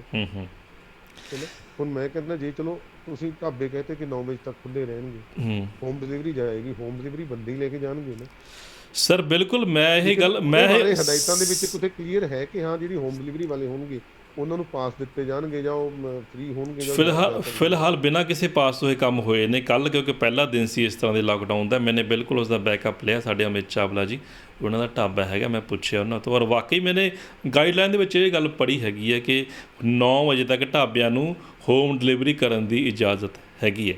ਹੁਣ ਸਰਕਾਰ ਦਾ ਕੀ ਤਰਕ ਹੈ ਇਹਦੇ ਪਿੱਛੇ, ਇਹ ਥੋੜ੍ਹੀ ਸਮਝ ਤੋਂ ਬਾਹਰ ਦੀ ਗੱਲ ਹੈ। ਕਿ ਉੱਥੇ ਜਿਹੜਾ ਬੰਦਾ ਉੱਥੇ ਢਾਬੇ 'ਚ ਖਾਣਾ ਬਣਾ ਰਿਹਾ, ਫਰਜ਼ ਕਰੋ ਉਹ ਕਰੋਨਾ ਪੋਜ਼ੀਟਿਵ ਹੈ, ਜਿੰਨਾ ਘਰਾਂ 'ਚ ਉਹਨਾਂ ਦੇ ਹੱਥ ਦਾ ਬਣਿਆ ਕਰੋਨਾ ਨਾਲ ਲੱਗਿਆ, ਟੱਚ ਉਹ ਕੀਤਾ ਵੀ ਖਾਣਾ ਘਰ ਜਾਏਗਾ, ਪਹੁੰਚੇ। ਕਿ ਉਹ ਘਰ ਪਹੁੰਚੇਗਾ ਨਹੀਂ, ਕਿ ਉਹਦੇ ਨਾਲ ਨਹੀਂ ਫੈਲੇਗੀ। ਹੁਣ ਤਰਕ ਕੀ ਹੈ ਗੌਰਮੈਂਟ ਦਾ, ਸਰਕਾਰ ਦਾ ਕੀ ਤਰਕ ਹੈ? ਕਈ ਚੀਜ਼ਾਂ ਬੜੀਆਂ ਤਰਕਹੀਣ ਲੱਗਦੀਆਂ ਨੇ, ਬੜੀਆਂ ਮਤਲਬ ਐਂ ਲੱਗਦਾ ਕੋਈ ਸਰਕਾਰ 'ਚ ਪਲੈਨਿੰਗ ਬਣਾਉਣ ਵਾਲੇ ਬੈਠੇ ਜਿਹੜੇ ਨੇ ਲੋਕ, ਉਹ ਸ਼ਾਇਦ ਮੇਰਾ ਖਿਆਲ ਆ ਕਿ ਉਹਨਾਂ ਦਾ ਕੋਈ ਵਾਸਤਾ ਨਹੀਂ ਹੈ ਕੋਈ ਜ਼ਿੰਦਗੀ ਦੇ ਆਮ ਨਾਲ ਜਨਤਾ ਲੋਕਾਂ ਦੇ ਦੀ। ਪੱਧਰ ਦੇ ਉੱਤੇ ਨਹੀਂ ਉਹ ਜੀ ਰਹੇ ਹੈਗੇ। ਜੀ, ਤਾਂ ਲੱਗਦਾ ਉਹ ਕੁਝ ਹਵਾਈ ਗੱਲਾਂ ਨੇ, ਕੁਝ ਪਤਾ ਨਹੀਂ ਕਿ ਉਹਨਾਂ ਦਾ ਆਪਣਾ ਕੀ ਬੈਨੀਫਿਟ ਹੋ ਸਕਦਾ ਇਸ 'ਤੇ। ਕੁਝ ਲੋਕ ਤਾਂ ਦੱਬੇ ਜਿਹੇ ਸੁਰ 'ਚ ਇਹ ਵੀ ਗੱਲ ਕਹਿ ਰਹੇ ਨੇ ਕਿ ਕੈਪਟਨ ਸਾਹਿਬ ਜਿਹੜੀਆਂ ਪਾਬੰਦੀਆਂ ਲਾ ਰਹੇ ਨੇ, ਇਹ ਸਿਰਫ ਔਰ ਸਿਰਫ ਮੋਦੀ ਜੀ ਦੇ ਦਬਾਅ ਹੇਠ ਲਾ ਰਹੇ ਨੇ, ਕਿਉਂਕਿ ਮੋਦੀ ਜੀ ਦਾ ਇਸ ਵਕਤ ਜੋ ਟਾਰਗੇਟ ਆ ਉਹ ਕਿਹਾ ਜਾ ਰਿਹਾ, ਮੰਨਿਆ ਜਾ ਰਿਹਾ। ਚੋਣਾਂ ਸੀ ਪਹਿਲਾਂ ਤਾਂ, ਉਸ ਤੋਂ ਬਾਅਦ ਹੁਣ ਹੈਗਾ ਜਿਹੜਾ ਕਿਸਾਨਾਂ ਨੇ ਧਰਨਾ ਲਾਇਆ ਉੱਥੇ, ਕਿ ਉਹ ਚੁਕਾਉਣਾ। ਉਹਦੇ ਲਈ ਇੱਕ ਵੱਡੇ ਲੈਵਲ 'ਤੇ ਪਲੈਨਿੰਗ ਹੋ ਰਹੀ ਹੈ ਕਿ ਪੰਜਾਬ ਦੇ ਵਿੱਚ ਲੋਕਡਾਊਨ ਲੱਗ ਜੇ ਤਾਂ ਸ਼ਾਇਦ ਉੱਥੋਂ। ਇੱਕ ਗੱਲ ਮੇਰੇ ਛੋਟ ਕਰਦਾ ਹੈ ਜੀ, ਜਦੋਂ ਪਿਛਲੇ ਹਫਤੇ ਮੋਦੀ ਜੀ ਬੋਲੇ ਹੈਗੇ ਤਾਂ ਉਹਨਾਂ ਨੇ ਇਸ ਗੱਲ 'ਤੇ ਜ਼ੋਰ ਦਿੱਤਾ ਸੀ ਕਿ ਲਾਕਡਾਊਨ ਨਹੀਂ ਲਗਾ, ਲਾਕਡਾਊਨ ਨੂੰ ਸਭ ਤੋਂ ਪਿੱਛੇ ਰੱਖਣਾ ਹੈ, ਮਿਨੀ ਕੌਂਟੀਨੈਂਟਸ ਬਣਾ ਕੇ ਉਸ ਲੈਵਲ ਦੇ ਉੱਤੇ ਵਰਕ ਕਰਕੇ ਇਹਨੂੰ ਕੰਟਰੋਲ ਕਰਨਾ ਹੈ। ਤਾਂ ਜੇ ਆਪਾਂ ਸੋਚੀਏ ਕਿ ਉਹ ਮੋਦੀ ਜੀ ਨੂੰ ਖੁਸ਼ ਹੈ, ਜੇ ਆਪਾਂ ਸੋਚੀਏ ਕਿ ਮੋਦੀ ਜੀ ਨੂੰ ਇਹ ਖੁਸ਼ ਕਰਨ ਦੀ ਕੋਸ਼ਿਸ਼ ਕਰ ਰਹੇ ਹੈਗੇ, ਲੇਕਿਨ ਪ੍ਰੋਬਲਮ, ਮੈਂ ਤੁਹਾਡੇ ਨਾਲ ਐਗਰੀ ਕਰਦਾ ਹੈਗਾ ਕਿ ਪ੍ਰੋਬਲਮ ਇਹੀ ਹੈ ਕਿ ਸਾਡੇ ਜੋ ਰਾਜਨੇਤਾ ਹੈਗੇ ਆ, ਉਹਨਾਂ ਨੂੰ ਜਨਤਾ ਦਾ ਉਹਨਾਂ 'ਚ ਵਿਸ਼ਵਾਸ ਉੱਠ ਰਿਹਾ ਹੈਗਾ। ਤਾਂ ਜੇ ਮੋਦੀ ਸਾਹਿਬ ਦੀ ਆਪਾਂ ਗੱਲ ਕਰੀਏ, ਸਵੇਰ ਵੇਲੇ ਤਾਂ ਬੰਗਾਲ ਦੇ ਵਿੱਚ ਚੁਣਾਵ ਰੈਲੀ ਹੋ ਰਹੀ ਹੈ ਜਿੱਥੇ ਲੱਖਾਂ ਲੋਕ ਇਕੱਠੇ ਹੈਗੇ ਆ, ਔਰ ਕੋਈ ਉੱਥੇ ਜੋ ਕਰੋਨਾ ਦੇ ਹਦਾਇਤਾਂ ਹੈਗੀਆਂ ਉਹਨਾਂ ਦੀ ਪਾਲਣਾ ਨਹੀਂ ਹੋ ਰਹੀ। ਔਰ ਸ਼ਾਮ ਨੂੰ ਉਹੀ ਮੋਦੀ ਸਾਹਿਬ ਇਹ ਕਹਿ ਰਹੇ ਹੈਗੇ ਕਿ ਡਿਸਟੈਂਸ ਬਣਾ ਕੇ ਰੱਖੋ, 2 ਗਜ ਦੀ ਦੂਰੀ ਰੱਖੋ, ਮਾਸਕ ਪਾ ਕੇ ਰੱਖੋ। ਬਿਲਕੁਲ, ਕਹਿਣੀ ਤੇ ਕਰਨੀ 'ਚ ਫਰਕ ਆ ਗਿਆ ਨਾ ਸਰ। ਕਰਨੀ ਦੇ ਵਿੱਚ ਇੱਥੇ ਫਰਕ ਆ ਗਿਆ ਤਾਂ ਲੋਕ ਕਿੱਥੋਂ ਉਹਨੂੰ ਮੰਨਣਗੇ। ਹੁਣ ਜੇ ਮੈਂ ਬੱਸਾਂ ਦੇਖੋ, ਬੱਸਾਂ ਚੱਲ ਰਹੀਆਂ ਹੈਗੀਆਂ, ਹਾਂਜੀ, ਕਾਰ ਦੇ ਵਿੱਚ ਤਾਂ ਮਾਸਕ ਲਗਾ ਕੇ ਬੈਠੋ, ਠੀਕ ਹੈ ਨਾ ਜੀ। ਲੇਕਿਨ ਜਿੱਥੇ ਰੈਲੀਆਂ ਹੈਗੀਆਂ, ਹੁਣ ਇਲੈਕਸ਼ਨਸ ਹੋ ਰਹੇ ਹੈਗੇ ਆ, ਇਲੈਕਸ਼ਨਸ ਦੇ ਵਿੱਚ ਕੋਈ ਉਹ ਨਹੀਂ ਚੱਕਰ ਹੈਗਾ, ਉੱਥੇ ਰੈਲੀਜ਼ ਵੀ ਹੋ ਰਹੀਆਂ, ਸਭ ਕੁਝ ਹੋ ਰਹੀਆਂ ਹੈਗੀਆਂ। ਬਿਲਕੁਲ, ਕੀ ਸੰਦੇਸ਼ ਜਾਏਗਾ? ਬਿਲਕੁਲ ਉਹੀ ਗੱਲ ਮੋਦੀ ਜੀ ਆਪਣੇ ਭਾਸ਼ਣ 'ਚ ਕੁਝ ਹੀ ਕਹਿਣ ਕਿ ਉਸ ਦੇ ਮਾਇਨੇ ਨੇ, ਜਦੋਂ ਉਹ ਆਪ ਹੀ ਉਸ ਨੂੰ ਫੋਲੋ ਨਹੀਂ ਕਰ ਰਹੇ, ਆਪ ਹੀ ਉਸ ਦਾ ਉਲੰਘਣ ਕਰ ਰਹੇ ਨੇ, ਅਤੇ ਲੋਕਾਂ ਦਾ ਮੇਰਾ ਖਿਆਲ ਹੈ ਕਿ ਵਿਸ਼ਵਾਸ ਉੱਠ ਚੁੱਕਿਆ ਉਹਨਾਂ ਦੀਆਂ ਗੱਲਾਂ ਤੋਂ। ਲੋਕ ਵੀ ਸ਼ਾਇਦ ਯਕੀਨ ਨਹੀਂ ਕਰਦੇ। ਹੁਣ ਤੁਸੀਂ ਜੇ ਕੁੰਭ ਦੇ ਮੇਲੇ ਦੀ ਆਪਾਂ ਗੱਲ ਕਰੀਏ, ਔਰ ਇਹ ਕਿਹਾ ਜਾਂਦਾ ਕਿ ਐਕਚੁਅਲੀ ਇਹ 2022 'ਚ ਬਣਦਾ ਸੀ, 21 'ਚ ਕਿਉਂ ਕੀਤਾ ਗਿਆ? ਦੂਸਰੀ ਗੱਲ, ਹੁਣ ਕੁੰਭ ਦੇ ਮੇਲੇ ਦੇ ਵਿੱਚ ਜਦੋਂ ਬਸਟ ਹੋ ਗਿਆ, ਜਦੋਂ ਹੋ ਗਿਆ ਕਿ ਹਾਂ ਇਹ ਜਿਹੜੇ ਮੁਖੀ ਸੀਗੇ ਉਹਨਾਂ ਨੂੰ ਕਰੋਨਾ ਹੋ ਗਿਆ ਔਰ ਕੁਝ ਫਾਲੋਅਰਸ ਨੂੰ ਹੋ ਗਿਆ, ਤਾਂ ਉੱਥੋਂ ਕਹਿੰਦੇ ਜਾਓ ਆਪਦੇ ਘਰਾਂ ਨੂੰ ਚਲੇ ਜਾਓ। ਤਾਂ ਹੁਣ ਉੱਥੋਂ ਉਹ ਕੀ ਲੈ ਕੇ ਜਾਣਗੇ ਆਪਣੇ ਘਰਾਂ ਨੂੰ? ਉਹ ਇੱਕ ਤਰ੍ਹਾਂ ਨਾਲ ਫੈਲ ਗਿਆ ਸਾਰੇ। ਤਾਂ ਕੀ ਇੰਨੀ ਉਸ ਦੇ ਵਿੱਚ ਜਿੱਥੇ ਕਰੋਨਾ ਇੰਨੇ ਭਿਆਨਕ ਢੰਗ ਦੇ ਨਾਲ ਜਾ ਰਿਹਾ, ਲੋਕ ਆਕਸੀਜਨ ਦੇ ਬਿਨਾਂ ਮਰ ਰਹੇ ਹੈਗੇ ਆ, ਤਾਂ ਕੀ ਇਹ ਜਿੱਥੇ ਗਵਰਨਮੈਂਟ ਨੇ ਅਲਾਉ ਕੀਤਾ ਕੀ ਜਸਟੀਫਾਈਡ ਸੀ? ਜੀ, ਉਹਦੇ ਪਿੱਛੇ ਸਰਕਾਰ ਕੋਲੇ ਕੋਈ ਤਰਕ ਹੈ? ਤੇ ਇੱਕ ਚੀਜ਼ ਹੋਰ ਹੈ ਸਰ, ਫਰਜ਼ ਕਰੋ ਗੌਰਮੈਂਟ ਇਹ ਲਾਕਡਾਊਨ ਇਸੇ ਤਰ੍ਹਾਂ ਜਾਰੀ ਰੱਖਦੀ ਹੈ, ਲੰਮਾ ਸਮਾਂ ਜਾਰੀ ਰੱਖਦੀ ਹੈ, 6 ਵਜੇ ਵਾਲਾ, ਜਾਂ ਇਸ ਤੋਂ ਵਧਾਉਣ ਦੀ ਕੋਸ਼ਿਸ਼ ਕਰਦੀ ਹੈ, ਕਿ ਇਹਨਾਂ ਪਾਬੰਦੀਆਂ ਦੇ ਨਾਲ ਕਰੋਨਾ 'ਤੇ ਰੋਕ ਜਿਹੜੀ ਆ, ਉਹ ਆਪਾਂ ਗੱਲ ਕਰ ਰਹੇ ਸੀ ਕਿ ਵਾਕਈ ਰੋਕ ਲੱਗ ਸਕੇਗੀ? ਕਿ ਕਰੋਨਾ ਸਾਡੇ ਸਮਾਜ ਦੇ ਵਿੱਚੋਂ ਖਤਮ ਹੋ ਸਕਦਾ ਹੈ? ਵੈਕਸੀਨੇਸ਼ਨ ਵੀ ਹੋ ਰਹੀ ਹੈ, ਵੈਕਸੀਨੇਸ਼ਨ ਦੇ ਬਾਰੇ ਗੱਲ ਕਹੀ ਜਾ ਰਹੀ ਹੈ। 2 ਢੰਗ ਹਨ ਉਹਦੇ ਕਮਲ ਜੀ, ਜਾਂ ਤਾਂ ਝਟਕੇ ਨਾਲ ਜਾਂ ਸਟੈਪਸ ਨਾਲ, ਜਾਂ ਗਵਰਨਮੈਂਟ ਨੇ ਕਦਮ ਦੇ ਨਾਲ ਇਹਨੂੰ ਕੀਤਾ ਜਾਵੇ, ਕੰਟਰੋਲ ਕੀਤਾ ਜਾਵੇ। ਤਾਂ 2 ਹੀ ਢੰਗ ਸੀਗੇ ਇਹ। ਜਾਂ ਤਾਂ ਇਹ ਹੈ ਕਿ ਆਪਾਂ ਜੀ ਆਪਣੀ ਭੁੱਖ 4 ਰੋਟੀਆਂ ਦੀ, ਆਪਣੀ ਜ਼ਰੂਰਤ 4 ਰੋਟੀਆਂ ਦੀ, ਆਪਾਂ 2-2 ਰੋਟੀਆਂ ਉਹਨੂੰ ਕਰਕੇ ਹਫ਼ਤਾ ਭਰ 2-2 ਰੋਟੀਆਂ ਨਾਲ ਖਾਂਦੇ, ਜਾਂ ਇੱਕਦਮ ਝਟਕਾ ਦਿਓ ਕਿ 3 ਦਿਨ ਰੋਟੀ ਬਿਲਕੁਲ ਹੀ ਫਾਸਟ ਹੈਗਾ, ਆਪਾਂ ਨੂੰ ਮਿਲ ਨਹੀਂ ਰਹੀ। ਜੇ ਚਾਈਨਾ ਦੇ ਵਿੱਚ ਦੇਖੋ ਖਤਮ ਹੋਇਆ ਹੈਗਾ, ਕੁਝ ਕੰਟਰੀਜ਼ ਹੋਰ ਵੀ ਇਹਨੂੰ ਖਤਮ ਕਰ ਗਏ ਆ, ਕਰੋਨਾ ਫ੍ਰੀ ਕਰ ਗਏ, ਉਹਨਾਂ ਨੇ ਝਟਕੇ ਵਾਲਾ ਸਿਸਟਮ ਅਡਾਪਟ ਕੀਤਾ ਤੇ ਇੱਕਦਮ ਕਰਫਿਊ 7 ਦਿਨ ਦਾ 14 ਦਿਨ ਦਾ ਕਰਫਿਊ, ਕੱਟ ਆਫ ਚੇਨ ਟੁੱਟੀ ਔਰ ਉੱਥੇ ਖਤਮ ਕਰ ਲਿਆ ਉਹਨਾਂ ਨੇ। ਹੁਣ ਉੱਥੇ ਕਰੋਨਾ ਨਹੀਂ ਹੈ, ਹਾਂ, ਕੁਝ ਕੰਟਰੀਜ਼ ਹੈਗੇ ਜਿੱਥੇ ਕਰੋਨਾ ਨਹੀਂ ਹੈ। ਹੁਣ ਕਰੋਨਾ ਨਹੀਂ ਹੈ, ਪਾਕਿਸਤਾਨ ਦੇ ਵਿੱਚ ਵੀ ਨਹੀਂ ਸੁਣਿਆ ਕਰੋਨਾ ਹੈਗਾ। ਇਹ ਖਤਮ ਹੋ ਜਾਏਗਾ, ਲੇਕਿਨ ਕੀ ਹੈ ਕਿ ਇਹਨਾਂ ਨੇ, ਇਹ ਮੇਰੇ ਖਿਆਲ ਦੇ ਵਿੱਚ ਗਵਰਨਮੈਂਟ ਕੀ ਪਾਲਿਸੀ ਲੈ ਕੇ ਜਾ ਰਹੀ ਹੈ ਕਿ ਵੈਕਸੀਨੇਸ਼ਨ ਨੂੰ ਵੀ ਫਾਸਟ ਕਰ ਰਹੀ ਹੈਗੀ ਹੈ। ਤਾਂ ਜਿੱਦਾਂ ਜਿੱਦਾਂ ਲੋਕ ਵੈਕਸੀਨੇਸ਼ਨ ਹੁੰਦੀ ਜਾਏਗੀ ਤਾਂ ਉਦਾਂ ਉਦਾਂ ਇਹਦੀ ਚੇਨ ਟੁੱਟੇਗੀ, ਜੋ ਹੈ ਹੈਰਡ ਇਮਿਊਨਿਟੀ ਕ੍ਰੀਏਟ ਹੋ ਜਾਏਗੀ ਲੋਕਾਂ ਦੇ ਵਿੱਚ। ਸਰ ਵੈਕਸੀਨ ਬਾਰੇ ਵੀ ਇਹ ਗੱਲ ਕਹੀ ਜਾ ਰਹੀ ਹੈ ਕਿ ਵੈਕਸੀਨੇਸ਼ਨ ਨਾਲ ਵੀ ਕੋਈ ਸ਼ੋਰ ਨਹੀਂ ਹੈ ਵੀ ਤੁਹਾਨੂੰ ਕਰੋਨਾ ਨਹੀਂ ਹੋਏਗਾ, ਤੁਹਾਨੂੰ ਕਰੋਨਾ ਇਹ ਹੋ ਗੱਲ ਸਕਦਾ ਹੈ। ਹੋ ਸਕਦਾ ਹੈ, ਲੇਕਿਨ ਜੋ ਇੱਕ ਸਰਵੇ ਹੋਇਆ ਹੈਗਾ, ਹੁਣ ਤੁਹਾਨੂੰ ਮੈਂ ਡਾਟਾ ਉਹਦਾ ਮੈਨੂੰ ਜ਼ੁਬਾਨੀ ਯਾਦ ਨਹੀਂ ਹੈ, ਹੂੰ ਉਹ ਕਹਿੰਦੇ ਕਿ ਜਿਹੜੇ 12 ਕਰੋੜ ਵੈਕਸੀਨੇਸ਼ਨ ਹੋਈਆਂ ਉਹਨਾਂ ਦਾ ਇਹਨਾਂ ਨੇ ਸਰਵੇ ਕੀਤਾ ਕਿ ਉਹਦੇ ਵਿੱਚੋਂ ਸਿਰਫ ਕੁਝ ਪਰਸੈਂਟ 0 ਪੁਆਇੰਟ ਸਮਥਿੰਗ ਦੇ ਵਿੱਚ ਜਿਹੜਾ ਹੈ ਲੋਕਾਂ ਨੂੰ ਹਸਪੀਟਲਾਈਜੇਸ਼ਨ ਦੀ ਜ਼ਰੂਰਤ ਹੋਈ ਹੈਗੀ ਜਾਂ ਕਰੋਨਾ ਉਹਨਾਂ ਨੂੰ ਹੋਇਆ ਹੈਗਾ। ਹੂੰ ਅਦਰਵਾਈਜ਼ 99 ਤੋਂ ਅਬਵ ਜਿਹੜਾ ਹੈਗਾ ਪਲੱਸ ਹੈਗਾ ਲੋਕਾਂ ਨੂੰ ਕਰੋਨਾ ਨਹੀਂ ਹੋਇਆ ਹੈਗਾ। ਸਰ ਔਰ ਜੇ ਉਹਦੇ ਸਰ 'ਚ ਵੈਸੇ ਵੀ ਜਿਹੜਾ ਸਰ ਜਿਹੜਾ ਵੈਸੇ ਦੱਸ ਵੀ ਰਿਹਾ ਜੋ ਸਰਵੇ ਦੱਸ ਰਹੀ ਆ, ਉਹ ਇਹ ਕਹਿੰਦੇ ਕਿ ਜੇ ਵੈਕਸੀਨੇਸ਼ਨ ਤੋਂ ਬਾਅਦ ਐਕਟਿਵ ਹੋਣ ਤੋਂ ਬਾਅਦ ਜੇ ਐਂਟੀਬਾਡੀਜ਼ ਐਕਟਿਵ ਹੋ ਜਾਂਦੀਆਂ, ਜੇ ਉਸ ਤੋਂ ਬਾਅਦ ਕਰੋਨਾ ਦਾ ਅਟੈਕ ਹੁੰਦਾ ਵੀ ਹੈ ਤਾਂ ਬੜਾ ਮਾਈਲਡ ਰਹਿ ਜਾਂਦਾ ਹੈਗਾ, ਕੋਈ ਹਸਪੀਟਲਾਈਜੇਸ਼ਨ ਜਾਂ ਸਵੈਰਿਟੀ ਦੇ ਚਾਂਸਸ ਉਹਦੇ ਵਿੱਚ ਨਹੀਂ ਰਹਿੰਦੇ ਹੈਗੇ। ਕਮਲ ਜੀ ਇਹ ਸਰਵੇ ਹੈ। ਸਰ ਦੂਸਰੀ ਗੱਲ ਇਹ ਵੀ ਹੈ, ਜੋ ਕਰੋਨਾ ਦੇ ਬਾਰੇ ਪਹਿਲਾਂ ਜੋ ਅੰਕੜੇ ਪ੍ਰਦਾਨ ਕੀਤੇ ਗਏ ਨੇ ਸਰਕਾਰਾਂ ਵੱਲੋਂ, ਉਸ ਮੁਤਾਬਿਕ 100 ਦੇ ਵਿੱਚੋਂ ਡੈਥ ਰੇਟ ਪਹਿਲਾਂ ਹੀ ਸਰਕਾਰ ਕਹਿ ਰਹੀ ਹੈ ਕਿ 2-3% ਹੈ, ਤਾਂ 97% ਤਾਂ 97% ਜਿਹੜੀ ਹੈ ਉਹਦੀ ਰਿਕਵਰੀ ਰੇਟ ਤਾਂ ਪਹਿਲਾਂ ਹੀ ਹੈਗੀ ਹੈ। ਇਹਦੇ ਨਾਲ ਫਿਰ ਤਾਂ ਸਿਰਫ 2% ਆਬਾਦੀ ਨੂੰ ਫਾਇਦਾ ਹੋਇਆ, ਤਾਂ ਮਤਲਬ ਕਹਿ ਸਕਦੇ ਆਪਾਂ ਵੈਕਸੀਨੇਸ਼ਨ ਨਾਲ। ਵੈਕਸੀਨੇਸ਼ਨਸ ਲੱਗੀਆਂ ਜੀ ਕਿੰਨੀ 135 ਕਰੋੜ ਆਬਾਦੀ ਹੈ ਕਮਲ ਜੀ। ਤੁਸੀਂ ਜਿੰਨੇ ਦੇ ਵੀ ਆਪਾਂ ਸਰ ਆਪਾਂ ਰੇਸ਼ੋ ਬਣਾ ਰਹੇ ਹਾਂ ਪਰਸੈਂਟੇਜ, 135 ਕਰੋੜ ਚੋਂ 14.5 ਕਰੋੜ ਦੇ ਹਾਲ ਤੱਕ ਵੈਕਸੀਨੇਸ਼ਨ ਹੋਈ ਸਰ ਆਪਾਂ ਪਰਸੈਂਟੇਜ ਦੀ ਗੱਲ ਕਰ ਰਹੇ ਹਾਂ ਜੀ, ਪਰਸੈਂਟੇਜ ਦੀ ਗੱਲ ਕਰ ਰਹੇ ਹਾਂ। ਜਿੰਨੀ ਵੀ ਪਰਸੈਂਟੇਜ ਲੋਕਾਂ ਦੇ ਲੱਗੀ ਹੈ ਉਹਨਾਂ ਦੇ ਵਿੱਚ ਤੁਸੀਂ ਦੱਸਿਆ ਕਿ 1% ਲੋਕਾਂ ਨੂੰ ਹਸਪੀਟਲਾਈਜੇਸ਼ਨ ਦੀ ਲੋੜ ਪਈ ਹੈਗੀ, ਠੀਕ ਹੈ 0 ਪੁਆਇੰਟ ਸਮਥਿੰਗ ਹੈ। ਹੁਣ ਜੋ ਆਪਾਂ ਉਂਝ ਗੱਲ ਕਰ ਲਈਏ ਕਿ 100% ਜੋ 100 ਦੇ ਵਿੱਚੋਂ 85% ਲੋਕਾਂ ਨੂੰ ਵੈਸੇ ਵੀ ਹਸਪੀਟਲਾਈਜੇਸ਼ਨ ਦੀ ਲੋੜ ਨਹੀਂ ਪੈਂਦੀ, 15% ਲੋਕਾਂ ਨੂੰ ਲੋੜ ਪੈਂਦੀ, ਉਹਨਾਂ ਦੇ ਵਿੱਚੋਂ 15 ਦੇ ਵਿੱਚੋਂ 3 ਲੋਕਾਂ ਦੀ ਐਵਰੇਜ ਡੈਥ ਹੁੰਦੀ ਹੈ, ਜੋ ਅੰਕੜੇ ਹੁਣ ਤੱਕ ਜੋ ਆ ਰਹੇ ਨੇ। ਜਿਹੜੇ ਤੁਸੀਂ 85% ਕਹਿ ਰਹੇ ਹੈਗੇ ਉਹ ਜਨਰਲ ਪਬਲਿਕ ਆ ਜੀ, ਜਿਹੜੇ ਮੈਂ 12 ਕਰੋੜ ਦੀ ਗੱਲ ਕਰਦਾ ਹੈਗਾ ਉਹ ਵੈਕਸੀਨੇਟਡ ਉਹਨਾਂ ਦੀ ਗੱਲ ਆ ਗਈ ਹੈ। ਸਰ ਵੈਕਸੀਨੇਟਡ ਜਿਨ੍ਹਾਂ ਨੂੰ ਵੈਕਸੀਨੇਸ਼ਨ ਹੋ ਚੁੱਕੀ ਹੈ, ਸਰ ਵੈਕਸੀਨੇਟਡ ਕਿੰਨੇ ਪਰਸੈਂਟ ਲੋਕਾਂ ਨੂੰ ਸਰ ਵੈਕਸੀਨੇਟਡ ਵੀ ਤਾਂ ਜਨਰਲ ਪਬਲਿਕ ਨੂੰ ਹੀ ਲੱਗੀ ਹੈ ਨਾ ਸਰ, ਉਸੇ ਪਬਲਿਕ ਨੂੰ ਵੈਕਸੀਨੇਸ਼ਨ ਹੋਈ ਹੈ ਨਾ ਸਰ, ਉਹ ਵੀ ਉਹੀ ਹੈ ਨਾ ਜੀ। ਲੇਕਿਨ ਇਸ ਵੇਲੇ ਕੀ ਜਾ ਰਿਹਾ ਹੈ ਕਮਲ ਜੀ ਕਿ ਹਸਪੀਟਲ ਵੀ ਕੀ ਕਰ ਰਹੇ ਹੈਗੇ ਨੇ ਅੱਜ ਕੱਲ, ਇਟ ਇਜ਼ ਅਨਫੋਰਚੂਨੇਟ ਕਿ ਵਾਇਰਲ ਦਾ ਸੀਜ਼ਨ ਚੱਲ ਰਿਹਾ ਹੈ, ਤਾਂ ਮੋਸਟਲੀ ਜਦੋਂ ਕਿਸੇ ਨੂੰ ਖਾਂਸੀ ਹੋਈ, ਜ਼ੁਕਾਮ ਹੋਈ, ਕਾਮਨ ਜਿਹੜੇ ਹੈਗੇ ਸਿੰਪਟਮਸ ਕਾਮਨ ਹੈਗੇ ਆ, ਤਾਂ ਜਦੋਂ ਕਿਸੇ ਨੂੰ ਹੋ ਵੀ ਜਾਂਦਾ ਤਾਂ ਅਗਲਾ ਇਹੀ ਪ੍ਰਜ਼ੂਮ ਕਰਦਾ ਕਿ ਵਾਇਰਲ ਹੈਗਾ ਦੈਟਸ ਆਲ। ਉਸ ਤੋਂ ਬਾਅਦ ਉਹ ਘਰੇ ਹੈਗੇ ਆ 5 ਦਿਨ 6 ਦਿਨ ਵੇਟ ਕੀਤੀ, ਜੇ 5-6 ਦਿਨ ਠੀਕ ਨਹੀਂ ਹੁੰਦੇ ਉਸ ਤੋਂ ਬਾਅਦ ਲੰਗਸ 'ਤੇ ਅਟੈਕ ਹੋਇਆ ਔਰ ਫਿਰ ਉਸ ਤੋਂ ਬਾਅਦ ਹਸਪਤਾਲ ਨਿਕਲਦੇ ਆ। ਲੇਕਿਨ ਉਹਦੇ ਵਿੱਚੋਂ ਬਹੁਤ ਸਾਰੇ ਲੋਕ ਹੈਗੇ ਜਿਹੜੇ ਉਹਨੂੰ ਫੇਸ ਕਰਦੇ ਹੈਗੇ ਆ, ਇਮਿਊਨਿਟੀ ਉਹਨਾਂ ਦੀ ਫਾਈਟ ਕਰਦੀ ਆ, ਐਂਟੀਬਾਡੀਜ਼ ਕੋਵਿਡ ਦੇ ਬੇਸ ਤੋਂ ਕ੍ਰੀਏਟ ਕਰ ਜਾਂਦੇ ਹੈਗੇ, ਤਾਂ ਉਹਨਾਂ ਦਾ ਪਤਾ ਵੀ ਨਹੀਂ ਲੱਗਦਾ ਹੈਗਾ ਕਿ ਹੋ ਗਈ ਕਿ ਨਹੀਂ ਹੋ ਗਈ। ਜੀ ਜੀ ਬਿਲਕੁਲ, ਤੁਹਾਡੀ ਗੱਲ ਕਿਸੇ ਹੱਦ ਤੱਕ ਮਤਲਬ ਕਿਸੇ ਹੱਦ ਤੱਕ ਨਹੀਂ, ਵੈਸੇ ਸਰ ਤੁਸੀਂ ਕਿਉਂਕਿ ਬਹੁਤ ਸਮਝਦਾਰ ਕਮਿਊਨਿਟੀ ਦੇ ਵਿੱਚ ਹੈਗੇ ਅਤੇ ਮਤਲਬ ਠੀਕ ਲੱਗਦੀ ਹੈ, ਲੇਕਿਨ ਕਿਤੇ ਨਾ ਕਿਤੇ ਜੋ ਲੋਕਾਂ ਦੇ ਇਹ ਤਰਕ ਨੇ, ਆਮ ਲੋਕਾਂ ਦੇ ਤਰਕ ਨੇ, ਆਮ ਲੋਕਾਂ ਦੇ ਸਵਾਲ ਨੇ, ਜੋ ਸਵਾਲ ਲੋਕ ਕਰਨਾ ਚਾਹੁੰਦੇ ਨੇ, ਸਰਕਾਰ ਤੋਂ ਕਰਨਾ ਚਾਹੁੰਦੇ ਨੇ, ਔਰ ਇਸ ਨਾਲ ਸੰਬੰਧਿਤ ਜਿਹੜਾ ਜਿੰਨਾ ਵੀ ਅਮਲਾ ਉਸ ਤੋਂ ਕਰਨਾ ਚਾਹੁੰਦੇ ਨੇ।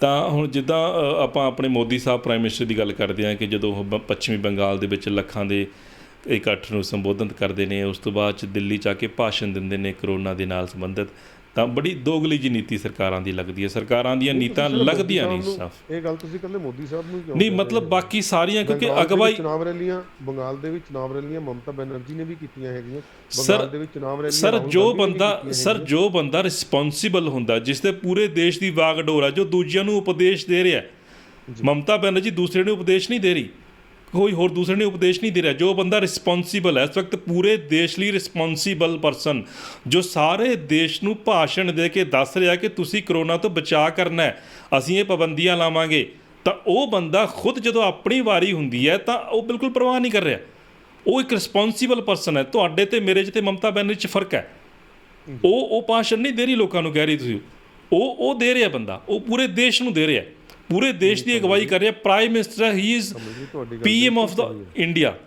ਤੁਹਾਡੀ ਗੱਲ ਬਿਲਕੁਲ ਸਹੀ ਹੈ, ਲੇਕਿਨ ਤੁਸੀਂ ਮਮਤਾ ਬੈਨਰਜੀ ਨੂੰ ਜਾਂ ਰਾਹੁਲ ਗਾਂਧੀ ਬਿਲਕੁਲ ਸਰ ਬਰਾਬਰ ਦੇ ਸਰ ਪਹਿਲੇ ਨੰਬਰ ਤੇ ਦੋਸ਼ੀ ਉਹੀ ਹੋਣਗੇ, ਉਹ ਉਸ ਤੋਂ ਬਾਅਦ ਚਾਣਗੇ, ਕਿਉਂਕਿ ਸਾਨੂੰ ਉਪਦੇਸ਼ ਤਾਂ ਉਹਨਾਂ ਨੇ ਦਿੱਤਾ ਨਾ, ਸਾਨੂੰ ਉਪਦੇਸ਼ ਤਾਂ ਉਹ ਦੇ ਰਹੇ ਨੇਗੇ, ਸਾਡੇ ਪ੍ਰਾਈਮ ਮਿਨਿਸਟਰ ਹਾਲ ਦੀ ਘੜੀ ਉਹ ਨੇ, ਹਾਲਾਂਕਿ ਦੋਸ਼ੀ ਤਾਂ ਦੋਸ਼ੀ ਹੋਰ ਬਹੁਤ ਹੋਣਗੇ, ਪਰ ਪੂਰੇ ਦੇਸ਼ ਦੀ ਵਾਗਡੋਰ ਜਿਨ੍ਹਾਂ ਤੇ ਹੈ ਉਹ ਉਹਨਾਂ ਦੇ ਜਿਹੜਾ ਦੋਸ਼ ਵੱਧ ਮੈਨੂੰ ਲੱਗਦਾ ਕਿ ਹੈਗਾ ਉਹਨਾਂ ਦਾ।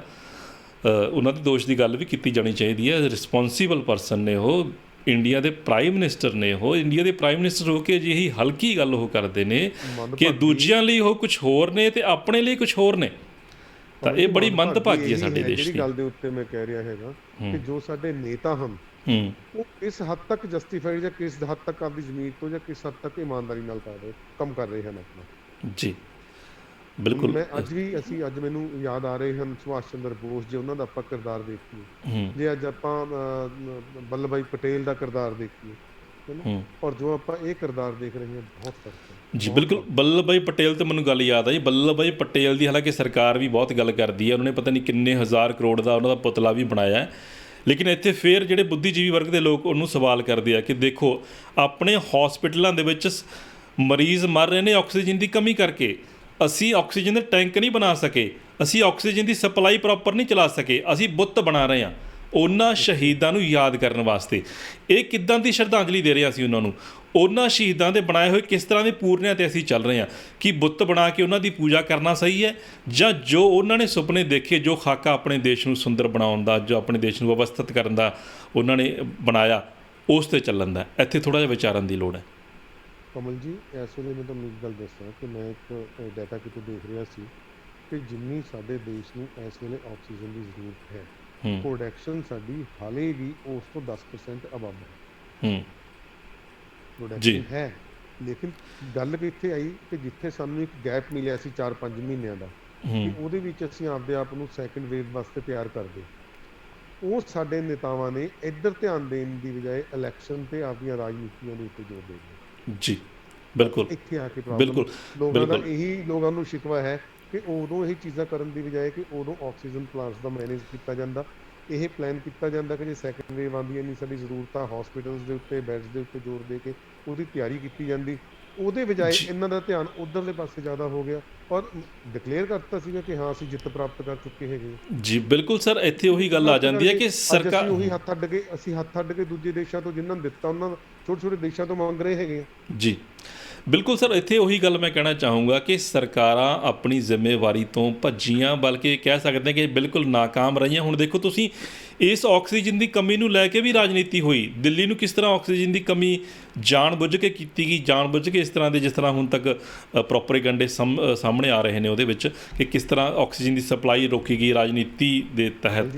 ਕਮਲ ਜੀ, ਅੱਜ ਆਪਣੇ ਕੋਲ ਸਮੇਂ ਦੀ ਪਾਬੰਦੀ ਹੈ, ਮੈਂ ਤੁਹਾਨੂੰ ਨੈਕਸਟ ਐਪੀਸੋਡ ਦੇ ਵਿੱਚ ਨਾ 10 ਮਿੰਟ ਦੇ ਵਿੱਚ ਘੱਟੋ ਘੱਟ ਤੁਹਾਨੂੰ ਮੈਂ ਐਕਸਪਲੇਨ ਕਰਨ ਦੀ ਕੋਸ਼ਿਸ਼ ਕਰਾਂਗਾ ਕਿ ਆਕਸੀਜਨ ਐਕਚੁਅਲੀ ਆਪਾਂ ਕਿਸ ਪੋਜੀਸ਼ਨ ਦੇ ਉੱਤੇ ਖੜੇ ਹਾਂ ਔਰ ਜੇ ਇਹ ਪ੍ਰੋਬਲਮ ਆਈ ਹੈ ਤੇ ਕਿਉਂ ਆ ਰਹੀ ਹੈਗੀ ਹੈ।